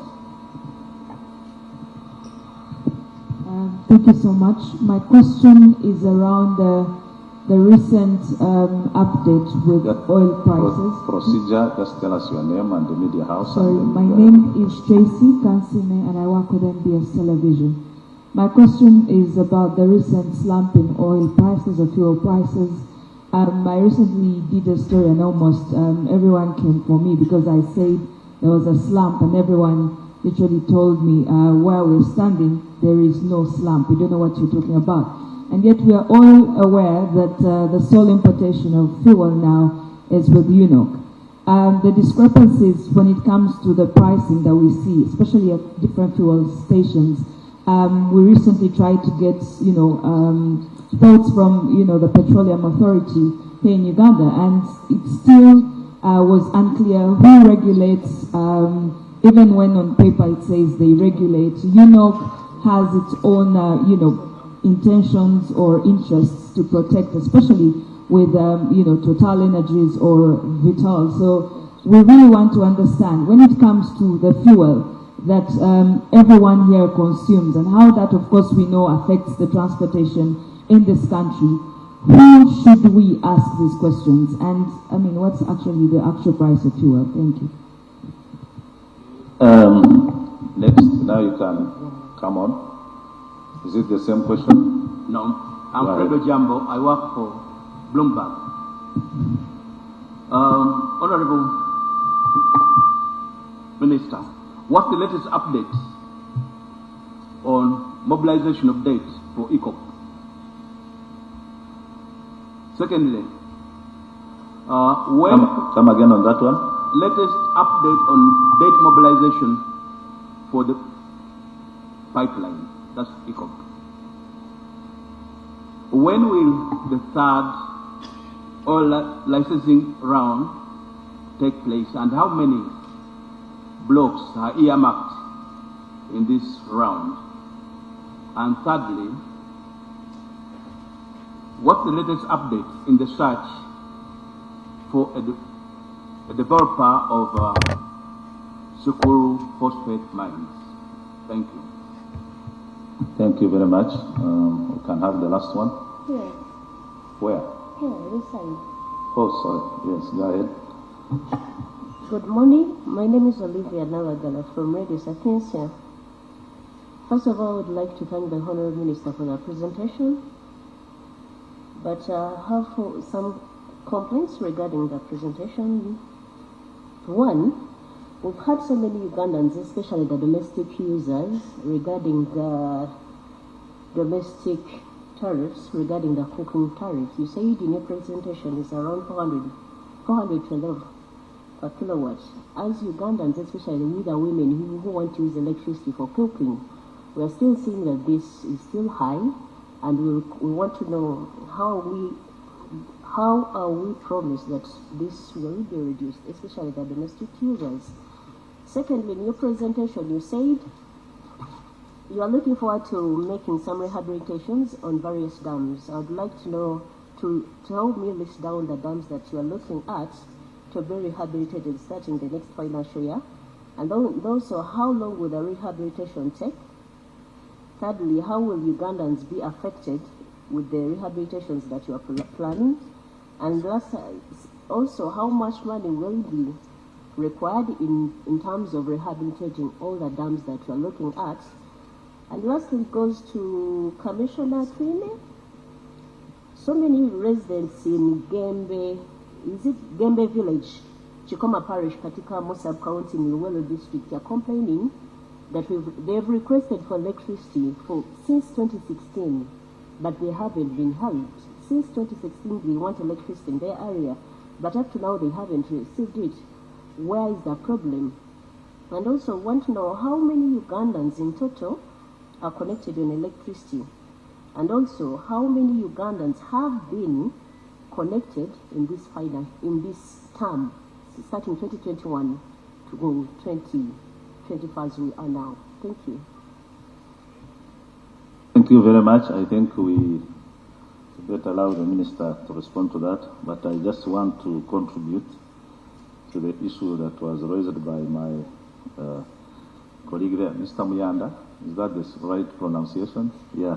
On the issue of us breaking down these achievements for the common person to understand, I will say that on our side, as Office of the President, which is responsible for supervising the performance of the manifesto, we have regular, what I would call first, the ministerial capacity building programs.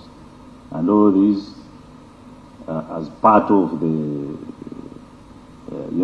between whatever minister's communication with what we call our RDCs or leaders within the respective regions, we also come in to update these leaders on the status of the performance within their areas. And I would also say that we have had many engagements with these leaders at regional level within the Changwanzi, the Leadership Institute. And largely, it is to make them appreciate how far we have gone, whereby we invite people from the center to communicate. We tend to tailor the presentations of performance. For example, if we are in Changwanzi meeting Busoga sub-region, I would invite, that is actually technical level, we don't even invite ministers. I would invite Ms. Watebe to come and tell us the electricity performance within Busoga sub-region. The same applies to PS in water, the same applies to PS in lands, like that. We still have a challenge whereby, as a government, we have not been communicating to the great extent, even much the way of what we have been able to achieve. And we expect that through these leaders, we are able to create champions of communication, because these leaders that are invited here are what we call the core leadership of a local government. We have the district chairperson, we have the resident district commissioner, we have the chief administrative officer, we have the chairperson party, we have a town clerk in case of a municipal, and we have also a mayor. So all these are invited, and we go through this, and they are all updated on this. Actually, we don't use it only for communication, but we also use it for validation.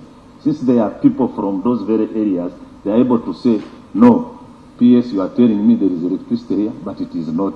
This doesn't exist.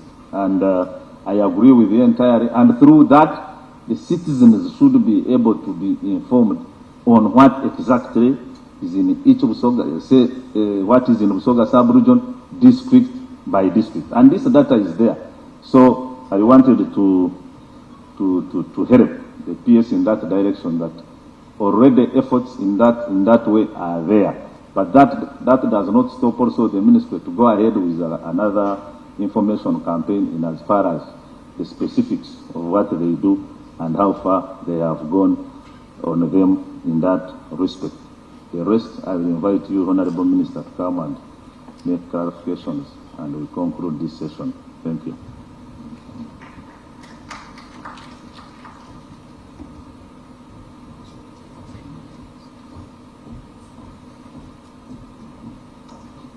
Okay, we want to thank you for those pertinent questions that you've raised, quite relevant. I'll start with the NRM Manifesto Implementation Unit observations. We do note your commentary and the appreciation for the milestones the ministry has made.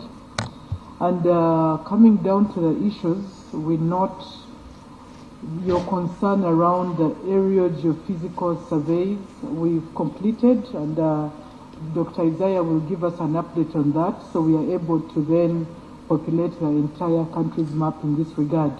And then we will embark on the magnetic surveys. Dr. Isaiah is here, he will explain. But the critical bit on the non-compliances and the speculation. With the onset of the cadastre system that we are now operating, where we process licenses digitally online, and with the support of the new Mining and Minerals Act, we have been reinforced in terms of the tools we have to better monitor and ensure we are dealing with these non-compliances. We did an assessment of the companies that were not progressing as agreed in their work programs, and under the law, the minister is then required to issue notices of non-compliance. And we did issue notices to such companies. Some of them went on to remedy the non-compliances. Those that didn't, one by one, we started reviewing, and we do what we call, they relinquish those licenses. So that is an ongoing process. We are happy to provide the specific numbers of the non-compliances we've registered, those that have been relinquished, and those companies that have committed to remedy when it comes to their work programs. Of course, some will say they were affected by COVID-19. You give a listening ear and you assess, evaluate, and then determine whether to then cancel the license based on the positions they will have presented. So that process in terms of regulation has been enhanced by the new mining law, that empowers the minister to recall these licenses, and we are working actively to clean up the cadastre system in that regard. Now, for poles with no wires, I will, Engineer Abdon will come and speak to it, but largely it is to do with, again, financing, and there are solutions we are putting in place, working with Ministry of Finance and redesigning some of those projects. But he will speak specifically to those regions because we mapped them out and we know where they exist. So Engineer Abdon, prepare for that under rural electrification. Now, thank you, Mr. Bashasha. It's good to learn that when you presented the NRA Manifesto performance in Cabinet, there was commitment to specifically support this sector in areas of financing and land acquisition. Those are our two pronounced challenges right now. So we look forward to your additional support. Now, coming down to the fourth estate, I'll start with Samuel, Daily Monitor. I'm glad that you visited the field. That's why we took you to the field. That once again speaks to the government's commitment to ensure transparency and accountability. If we were hiding from you, the start date wouldn't have taken all of you to go and see with your eyes. One thing you saw in the field is that there is progress. The central processing facilities for both Tilenga and Kingfisher are advanced. The laying of the pipeline that will pick crude oil from Tilenga, Kingfisher to the terminal in Kabale, the laying of that pipeline is largely being done. The feeder pipeline, you remember that one.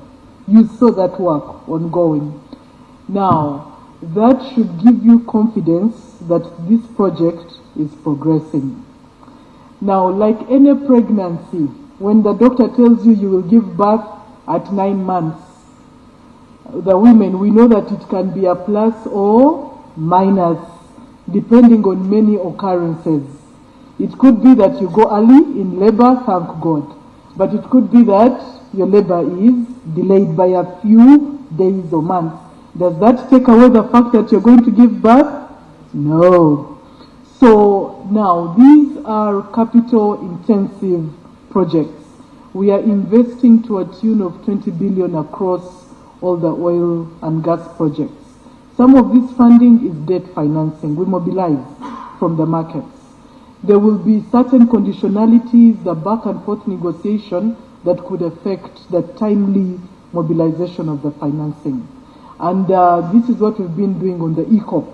We've been in the markets, and I'll speak to Ojambo's question shortly. So, are we on track to ensure oil production? Yes, we are. Like any woman who's entering labor, might there be a plus or minus some months? It could be. But one thing is for sure, we are on course. The infrastructure is being developed, and I'm glad you were in the field to see for yourself, Samuel. That then brings me, you see, so we are saying first oil will be in the financial year 25-26. So we are giving it a plus or minus, depending on how we are progressing. But one thing we've made clear to the developers, for all aspects, they must remain within that timeline. You then asked about equity, the increased equity in the ECOP. Again, like I said, this is a combined $20 billion project, but specifically for the ECOP, between 45 billion. That is not little money that you go to mobilize, where we initially had a debt to equity contribution. So depending on how the market responds, you also must be flexible to reorganize yourself, as long as you stay within the project cost and deliver this project. So is there a variation today in the debt equity from 60 to 40? Yes, there is, not significantly. There is that variation, but not significantly. So the government, with the support of the President and Cabinet, has been able to support UNOC to mobilize some additional equity, given that variation in the gearing ratio of the debt to equity. You asked about the court in the East African Court of Justice versus crude oil pipeline. We've worked to ensure with the Attorney General that most of those cases are expunged. There is one that has just been, in fact, they're supposed to compensate the government of Uganda on the project affected persons for the refinery. They found that the process had been done well. So most of these we are confident that with the support of the Attorney General and Minister of Justice, because everything is open, there is nothing that we have done that is against the law. So we are confident that even this one, just like the earlier one of the refined products pipeline, we will come out on top. Simon, I didn't get your SNAP, something like that, but I noted your issues. On the investments, where we are seeing more, he says more foreigners compared to the locals. First of all, we do have a local content policy for the sector, petroleum, but also in the laws of mining and energy. We support national companies to invest. We are also aware of the constraints that these companies face, especially on aspects of liquidity, financing, and sometimes even technical capability. And we come in many times to support them through supplier workshops to ensure we develop their capabilities. Now, would we want all the investment in the sector to be done by local companies? Oh yes, we would. Do the local companies have $20 billion to invest in oil and gas? You will find that we are still growing. So as a result, we have to partner with the private sector that includes even external companies to be able to develop these projects. Is it only a phenomenon in Uganda? Not at all. Even the most advanced countries, you will find foreigners are investing. Fly into Dubai, you will find Americans, etc. So you partner with the private sector. It can be local, it can be foreign. But coming down to your question on the level of investment, for oil and gas today, for the investment we've done so far, ranging between $7 to $8 billion so far, about 24% of that has gone to local companies in terms of their earnings. We said we would want it to be more, but like I said, until these capabilities continue to grow, we set a target for local content that at least by the time we enter first oil for this phase, 40% of participation in local content should be by Ugandans, and we will get there. Are the companies able to invest in the high value engineering, procurement, management? Maybe not yet, but there are those areas we've ring-fenced: civil works, environmental social impact assessment, providing legal services. So there are areas we've ring-fenced for Ugandans, and we are working to ensure we support them to participate. And then even electricity, we are doing a lot to ensure that Ugandan companies can participate in under the BUBU, Build Uganda, Build Uganda. And Engineer Abdon will speak a little bit on the rural electrification side, how we are working to see that we support more companies, supply meters, transformers, cable wires. You raised an issue on Kaliro and the connectivity. Engineer Abdon will speak to that and what interventions we are looking at. Then this brings me to Kansime, NBS. You asked a question, who regulates the downstream petroleum? It is the Minister of Energy who I'm representing today. So we regulate the downstream petroleum under the Petroleum Supply Act of 2003. We are aware that that act needs reviewing, and once the policy of oil and gas is out of the way and approved, we'll start the process of reviewing that act. Now, the downstream is liberalized. We rely on the forces of demand and supply and how the market plays. And that's why, because we knew it was demand and supply, that's why we eliminated the middlemen in the supply chain to have our national oil company come into this game. That way you open up premiums. They can no longer tell you the premium is so much because your national oil company is there. So we are able to say, but we are able to see that you can achieve this price. So that way, that has given the government, under this liberalized arrangement, to be able to continue the journey of bringing down these petroleum product prices. Now, UNOC only started this importation in July, August. It is early days of this year. We are only into the 3rd or 4th month running, and we've already seen a continued downward trend. So we are confident as they continue to establish themselves in this business, we should see better prices. Noting that the prices are not only driven by the supply chain as you enter Uganda, we keep monitoring the global prices, what we call Platts. So depending on how Platts fluctuates, we also come in and our prices are determined by the rest of these factors. So we will keep you updated on UNOC's business, and we are confident that it will contribute to better security of supply. So Kansime, any questions on regulation, please come to the ministry and specifically the Petroleum Supply Department. Ojambo, Bloomberg, my friend, everywhere you ask me this question. Mobilization of debt for ECO and when financial closure will be. Like I indicated, we mobilize this debt with other players, and they will have conditionalities, there will be terms that we negotiate. But the good news is we are largely done with all the documentation to drive financial close. So we are confident in the coming few months this will be done because the negotiations are largely complete. So be comforted that we are on track to close the remaining portion on debt. Third licensing round. Last week, the minister announced the opening up of new areas, and he even elaborated which areas in terms of location we are looking at, and put forward an environmental social impact assessment that is available on our different platforms for review.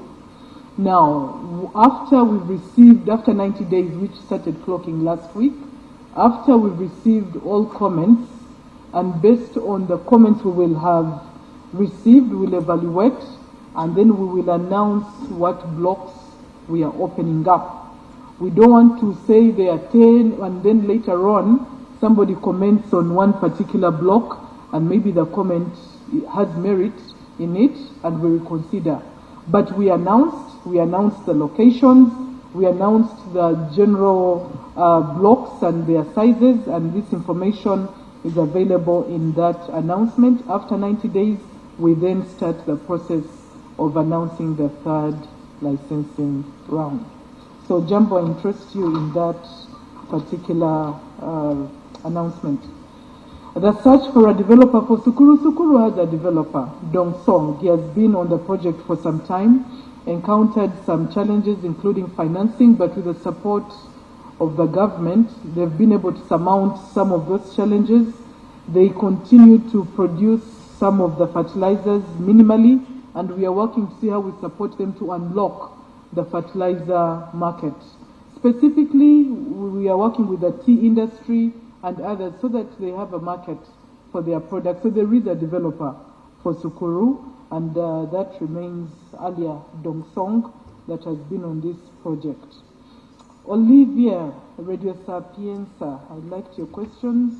On the domestic tariffs, well, like I indicated, the drivers for the tariffs, investment in the power generation, and then transmission distribution, but also energy losses, where we are working to ensure that we have competitive or patient capital. So that way, we are able to continue bringing these tariffs down. But what we've also noticed is sometimes mindset and creating awareness.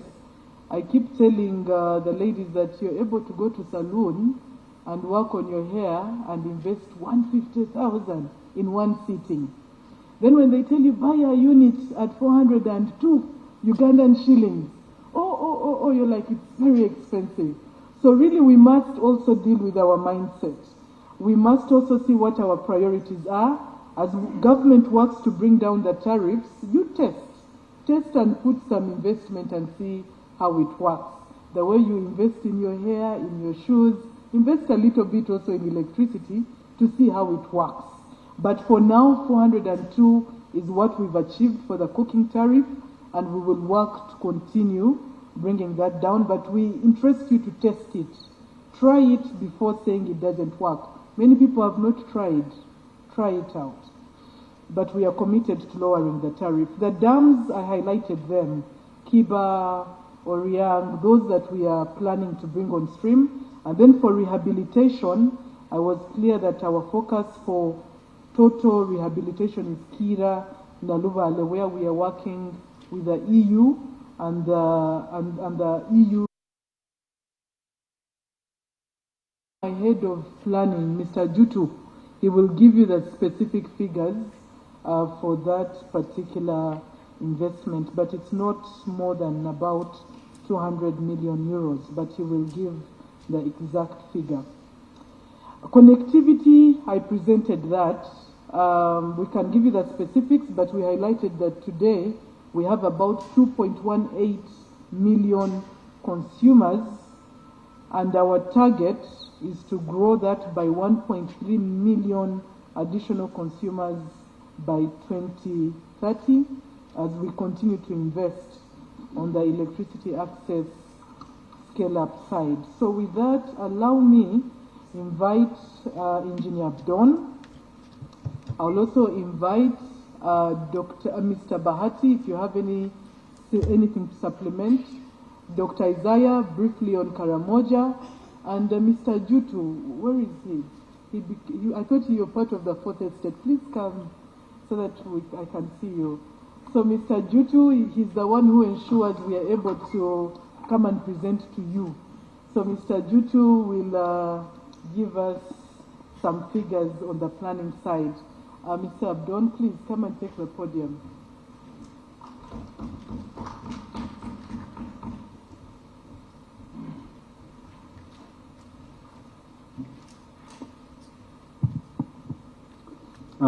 Thank you, the representative of the minister.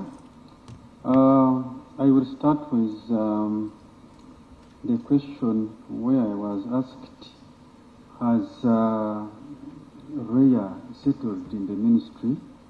Yes, REA has been settled in the ministry, and I am the latest staff to be recruited in the department, and I am 1 year and 1 week old. So the rest are older than me. And we have managed to complete the projects that came along, and those which we have not completed, we are just at the tail end. We have managed to onboard the World Bank project, $338 million, and we are discussing with our good development partners to onboard other projects. We are discussing with the African Development Bank, the French Development Agency, Islamic Development Bank, and many more, so that we are able to take rural education agenda forward. The other question was on, can we know the steps on how to electrify the country? Yes. The first step is that you must have sufficient power, because you can't distribute what you don't have. That's why we had to labor a lot to explain how we are progressing with power generation. So I can comfortably say we have power to distribute because we have more power than demand. The other step is to make sure that you transport that power in bulk to the load centers. If you asked me that you would do much in West Nile a few months ago, I would say no, because there was no power to distribute. Now that there is a transmission line, and transmission lines everywhere in major load centers, that step is ticked, and we continue to grow the transmission network as the load grows. And then the other step, which is at the tail end, is to have the distribution network. We have explained how we have progressed with this distribution network and how many kilometers we have added in the last few years. I think 15,000 kilometers of grid, distribution grid. And then last is to have people hooked on this power, on these power lines. And in terms of that, we have two approaches. We know we can't reach everybody with the grid, so we have the approach, if you are near the grid and it is feasible to connect you, then we look for you. If you are very far from the grid, then we use off-grid. These are solar systems. You have heard of the ministry present of many grids. We use solar home systems. The 38% of electrification that we are presenting is off-grid systems. Then another approach, we are using the Uganda Electricity Credit Capitalization Company, which is a company, a government company within the ministry, to work with the private sector to subsidize these off-grid solutions so that they are cheaper and affordable to the communities. And also those who are interested in pumping, water irrigation, they do the same, they subsidize so that you can get at a lower cost. And then in case you are far away from the grid and we have failed to reach you, very quickly you can do off-grid, and when we reach you, you can actually sell to the grid. We call it net metering. You use like a solar system. When we interconnect you with the grid and you generate excess, you put on the system. So those are the measures that we are using on off-grid. On grid, what are we doing? We are doing the first intervention is for electrification. For instance, if you don't need a pole is in your compound, we come and connect you, and your house is wired, we come and connect you free of charge. We only charge you the cost of inspecting if your house has been wired properly so that you don't cause fires and accidents. And that's your contribution. If you are now a customer that is under UMEME, they charge you 41,300 for that inspection. If you are under electricity distribution company, they charge you 23,600, period. If somebody comes and says, give me 100, give me 400, that one is a fraudster. Call the nearest police. The other approach we are using is grid densification. We know there are people who are near the grid, we have mapped out, and what they need is just a transformer, and then you start to connect communities around. So that's another approach. We inject transformers within the network and give communities that when we are constructing the network, we skipped at that time. There could be a trading center which develops and communities which come after we have extended the grid. The other mechanism is to extend electricity where it is feasible. It is not very far from the grid, because you understand that extending electricity infrastructure is very expensive. I think 1 kilometer of medium voltage is 100 million. So if I'm to do 10 kilometers is 1 billion. And when they give me a budget of 50 billion, you know what it does. So we connect those, we extend power to those people where extending the grid is actually feasible. Feasible means you are near the grid. If you are far from the grid, then you have the capacity to consume a reasonable amount so that we can pay back the infrastructure we are putting. In that way, we are looking for industries. We are looking for small-scale industries, mining centers and value addition, industrial park, and among others. And in our approach also, we have to rectify our institutions, public institutions, because we are the landlord, so we can't leave them to anybody. Any project that we develop, we put a percentage to connect our institutions. For instance, the scale-up project, we have about 700 institutions, schools, and the health centers that we are connecting. We have 50 water pumping stations, and we use both on-grid and off-grid mechanism, because you will find that some of these institutions, they are far away from the grid. There was specific questions on poles which have, and wires which have electricity, which have no electricity. Yes, we need to understand if we are to extend a power line, what do we do? First of all, we come and survey and see where to put these poles. The next step, we come and put poles, because they are available here in the country. The next step, now we wait for materials which we can't get within the country. We come.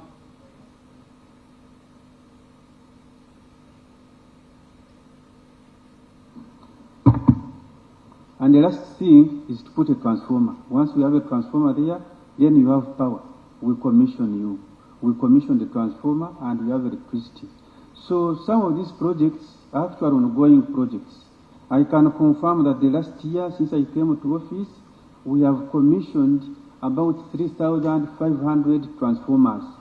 So that means reducing the standing poles by a very meaningful margin. So, and we continue to commission these transformers. Like this month, I think we have commissioned about 30 transformers. So that one reduces on those standing poles. So some of these poles you see, we are not sleeping, we are coming, we are working on the other requirements so that we come and put them on. The other one is on low consumption, specifically the question on Cariro. Low consumption, yes, the first thing is to have power, and then the second thing is how can that power be used.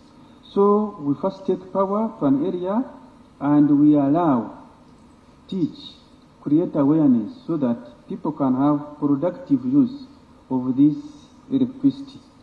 To set up small-scale industries like carpentry workshops, like saloons, like grain milling, because those ones can't be done when power is not there. You start with power and then they follow. So those lines which you think they are still, the consumption is still low, just watch the space. I think you'll be happy very soon, because those communities are learned of PDM and other government initiatives that will definitely require use of electricity. I wanted to also respond to the issue of Katikamo, that they have applied for electricity since 2016. Yes, I will follow up. Please, I will give you my contact so that I understand what is the issue. But what I can tell you is that the demand to extend electricity is too high. It's too high. One of the biggest jobs that I do in my office is to receive people who want electricity. But matching this demand with the capital, with the revenues, with the budget we have is the issue. But we continue to engage with finance to show them our requirement, to show them our plans so that we can quickly extend electricity, and we make sure by 2030 at least somebody is on grid or you are off grid. Last, I want to comment on Bubu. I think it is energy sector is one of those sectors that have embraced Bubu. For instance, I don't remember when we last bought electricity poles outside Uganda. It could be over 10 years. All electricity poles you see on our network, they are treated from here, grown here, treated here. All concrete poles you see on the network, they are manufactured from here. That's one angle of Bubu in the electricity distribution sector. The same thing applies to transformers. We have encouraged people to come and set up transformer factories here, and the majority of the transformers that we use now, they are manufactured here. We have over 7 industries now that manufacture transformers. Now we are on cables. I think we have about 5 industries that manufacture wires that take electricity. And we have, I think, a reservation in our laws that requires, if we are not restricted by development partners, we buy materials from here. If the money is from the consolidated fund, that one is a must, that all transformers and wires are bought from Uganda. And the other one, we have built capacities of the contractors in the distribution space. If you see most of those contractors, they are local contractors here. And this is something we have done for over some time, and we need to support them so that when they do work, we pay them in time and they don't run bankrupt. So adequate budgeting for the sector to protect our manufacturers, to protect our contractors is very essential. With that, I thank you very much.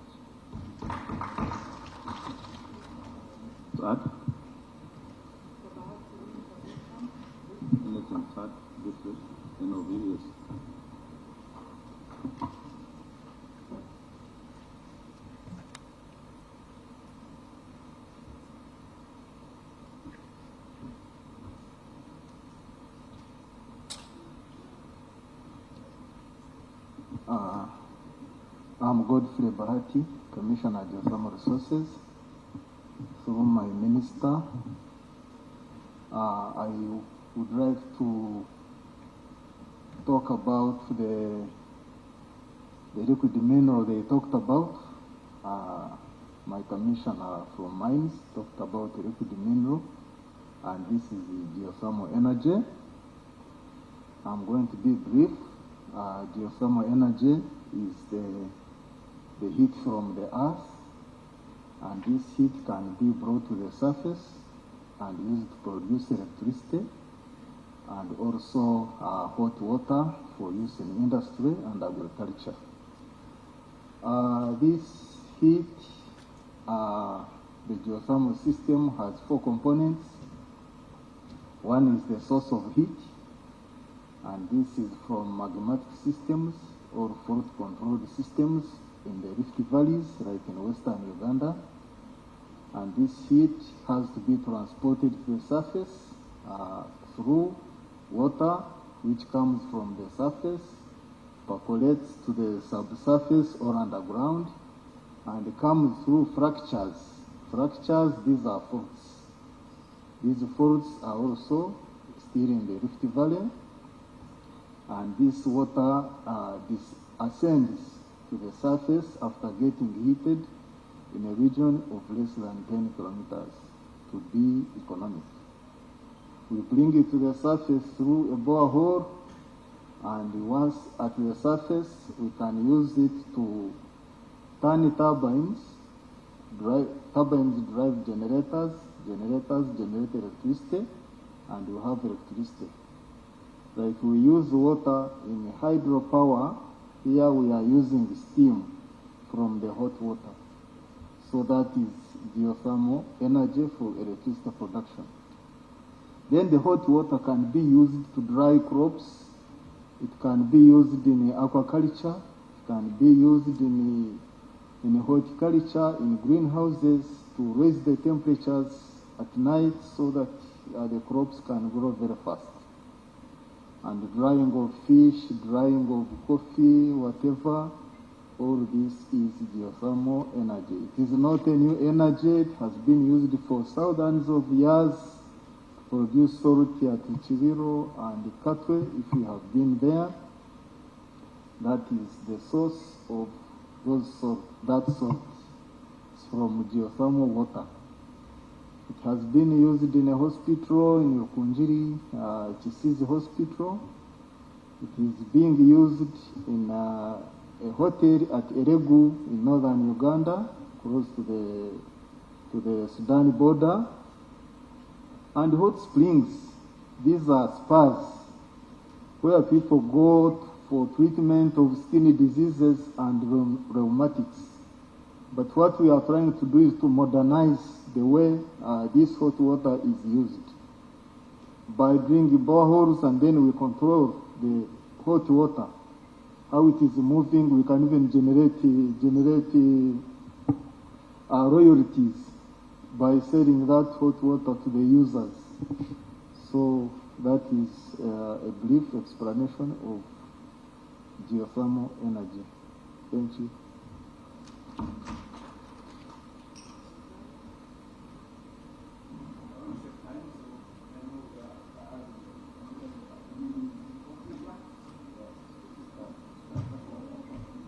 I'm still not old. So, members, honorable members, and through our team leader, the minister, and the PS and the director, my job is to fill the scriptures. Did we do Karamoja area surveys? The answer is yes. Did we get something? We said we are still looking at it. So me, I'm fulfilling like the Bible, the scriptures. So I show this. This is the map where we took all the samples for analysis. We're in the lab, we're analyzing. And this one is going to add on 80% of the count, which was done under a project called Sustainable Management of Mineral Resources. You could have been seeing this part of the map of Karamoja hanging, and those are the geochemical samples and geology. They are under the lab they talked about. We're analyzing them, and we have already received results, so we're writing reports. Another confirmation is this one, the airborne surveys. This is also an example which we did, and we have completed this work, and now we are adding this 20% to 80%, which was covered under SMRP, to make a national map. And we are planning that because of December's holidays, but we may even go to January in Karamoja to make this accountability. And I think the lead manifesto team, through the PS and the ministers, the composition of the delegation will be there. So in public accountability, the minerals subsector or the minerals program has completed a national map. We have already compiled it, but I don't have a typical example to show you here. But at least you can at least see by your eyes that this map has been done, and I wanted to show this to confirm because it has been a question. Was Karamoja area surveys completed? The answer is yes. Is now a national map there 100%? The answer is yes. Have you seen some minerals which are there in the Karamoja region different from there? Yes, we are seeing signatures because the science we use is integrated in studying the rock properties. These rock properties have different signatures. Others are conductive, others are clays, others are solid rocks, others have geothermal, and those sensors we install on the aircraft are able to detect those signatures. Others are high density rocks. So all those differences are seen in interpreting the data. That's why you see on this little map, you see different colors. And these colors give you different properties. So the delegation, I think I want to confirm that. And also to you, if they doubt, they can come also to Entebbe, see the samples we have corrected, the facilities which are there, the lab which is there to confirm that this government is telling the truth, what it is doing. And I think I don't want to be on the other side. When you look at me in 1975, I was a young boy when they were removing the late Idi Amin. I saw the gun for the first time. Fred knows every story. So I want to be that. And also on the capacity of Madam T.S., they talked about local content. This is the first government to establish universities to increase this level. Bustema University, mining. Now, Chugumba, Petroleum, Makere University, a course in geoscience for oil and gas. Nkumba University, also geoscience. I am the one who started teach. I taught that in evening and a short time. We started that course. I am part of the Nkumba University group who started that course to build local content capacity. How are you going to participate in oil and gas when you are not trained? Mechanical engineering, Chambogo is expanding because the electromechanical things are the ones to drive oil and gas. You need these aircraft. You cannot go there when you've not studied the physics and GIS to maneuver and all those things. So therefore, when we're talking about local content of the people to participate, we must build our local capacity here. We must train engineers. Many of the children have studied electrical engineering. Total Energies has taken them. Civil engineering, those are laying a pipeline. So when you study civil engineering, electrical engineering, mechanical engineering, Me, I'm part of the people saying the geophysics, but I didn't train here. So these are some of the challenges that we must confront and bring together to build the future. Madam, Honorable Minister, our delegation, and the chair of the great party, I salute you. I finish my clarification. Thank you so much.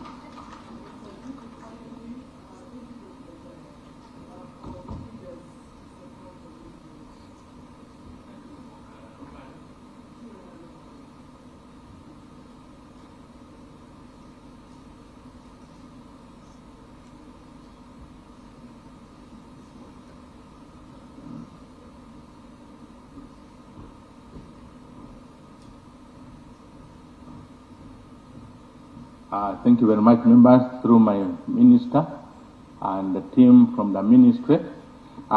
Just briefly here, we're looking at the cost of rehabilitation of Nile. For next financial year, we're looking at about 70 billion. Then the following year, but it's going to take us about between 2-3 years, we shall be on board. Thank you so much. The total cost will take us about 300. I don't have the exact figure, but it's about 320 something. In Uganda, yeah, it's not good. It's Uganda shillings. Yeah. The rehabilitation, one, we're going to look at the turbines. We're going to improve on them, and then we're going to look at the equipment which is in place. Shall be upgrading, because the whole thing is to improve on the efficiency of the equipment and then to increase the lifespan of the plant. But also we're looking at, because this plant has one of the oldest equipment, so it's also going to serve the purpose for tourism, so it will be a revenue generator in another aspect of tourism. Thank you so much. This is a very big approach to the sector. Big one. So, Honorable Minister and your team, allow me now to thank you for your presence and presentation. Allow me at this time to recognize our team members from the NRM Secretariat who have joined us midway. You are most welcome. Allow me also to recognize, I saw somebody from OWC, team from OWC, thanks for joining us. So now we are coming to the end of this session, and this is the way forward. One, Honorable Minister, I want to thank you. You'll have a photo opportunity as a confirmation that we are done with you. Two, at 2:30, we should be resuming, because we'll have a presentation from another minister. I think this is now Minister of Public Service. And in the same spirit we are here, of partnership, we want also to be registered in the afternoon, so that you are able to get these facts as they are presented. And lastly, I will invite you to a cup of tea, which should also take you through lunch. I thank you. Thank you, Honorable Minister.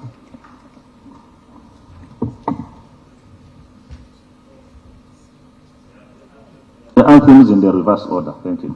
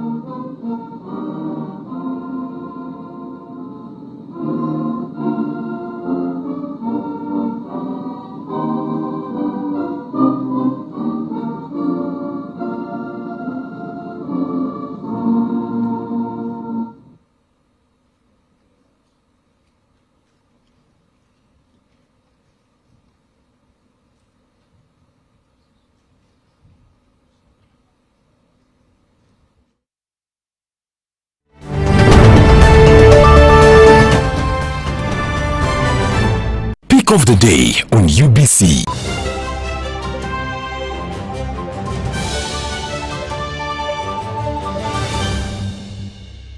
Was brought to you by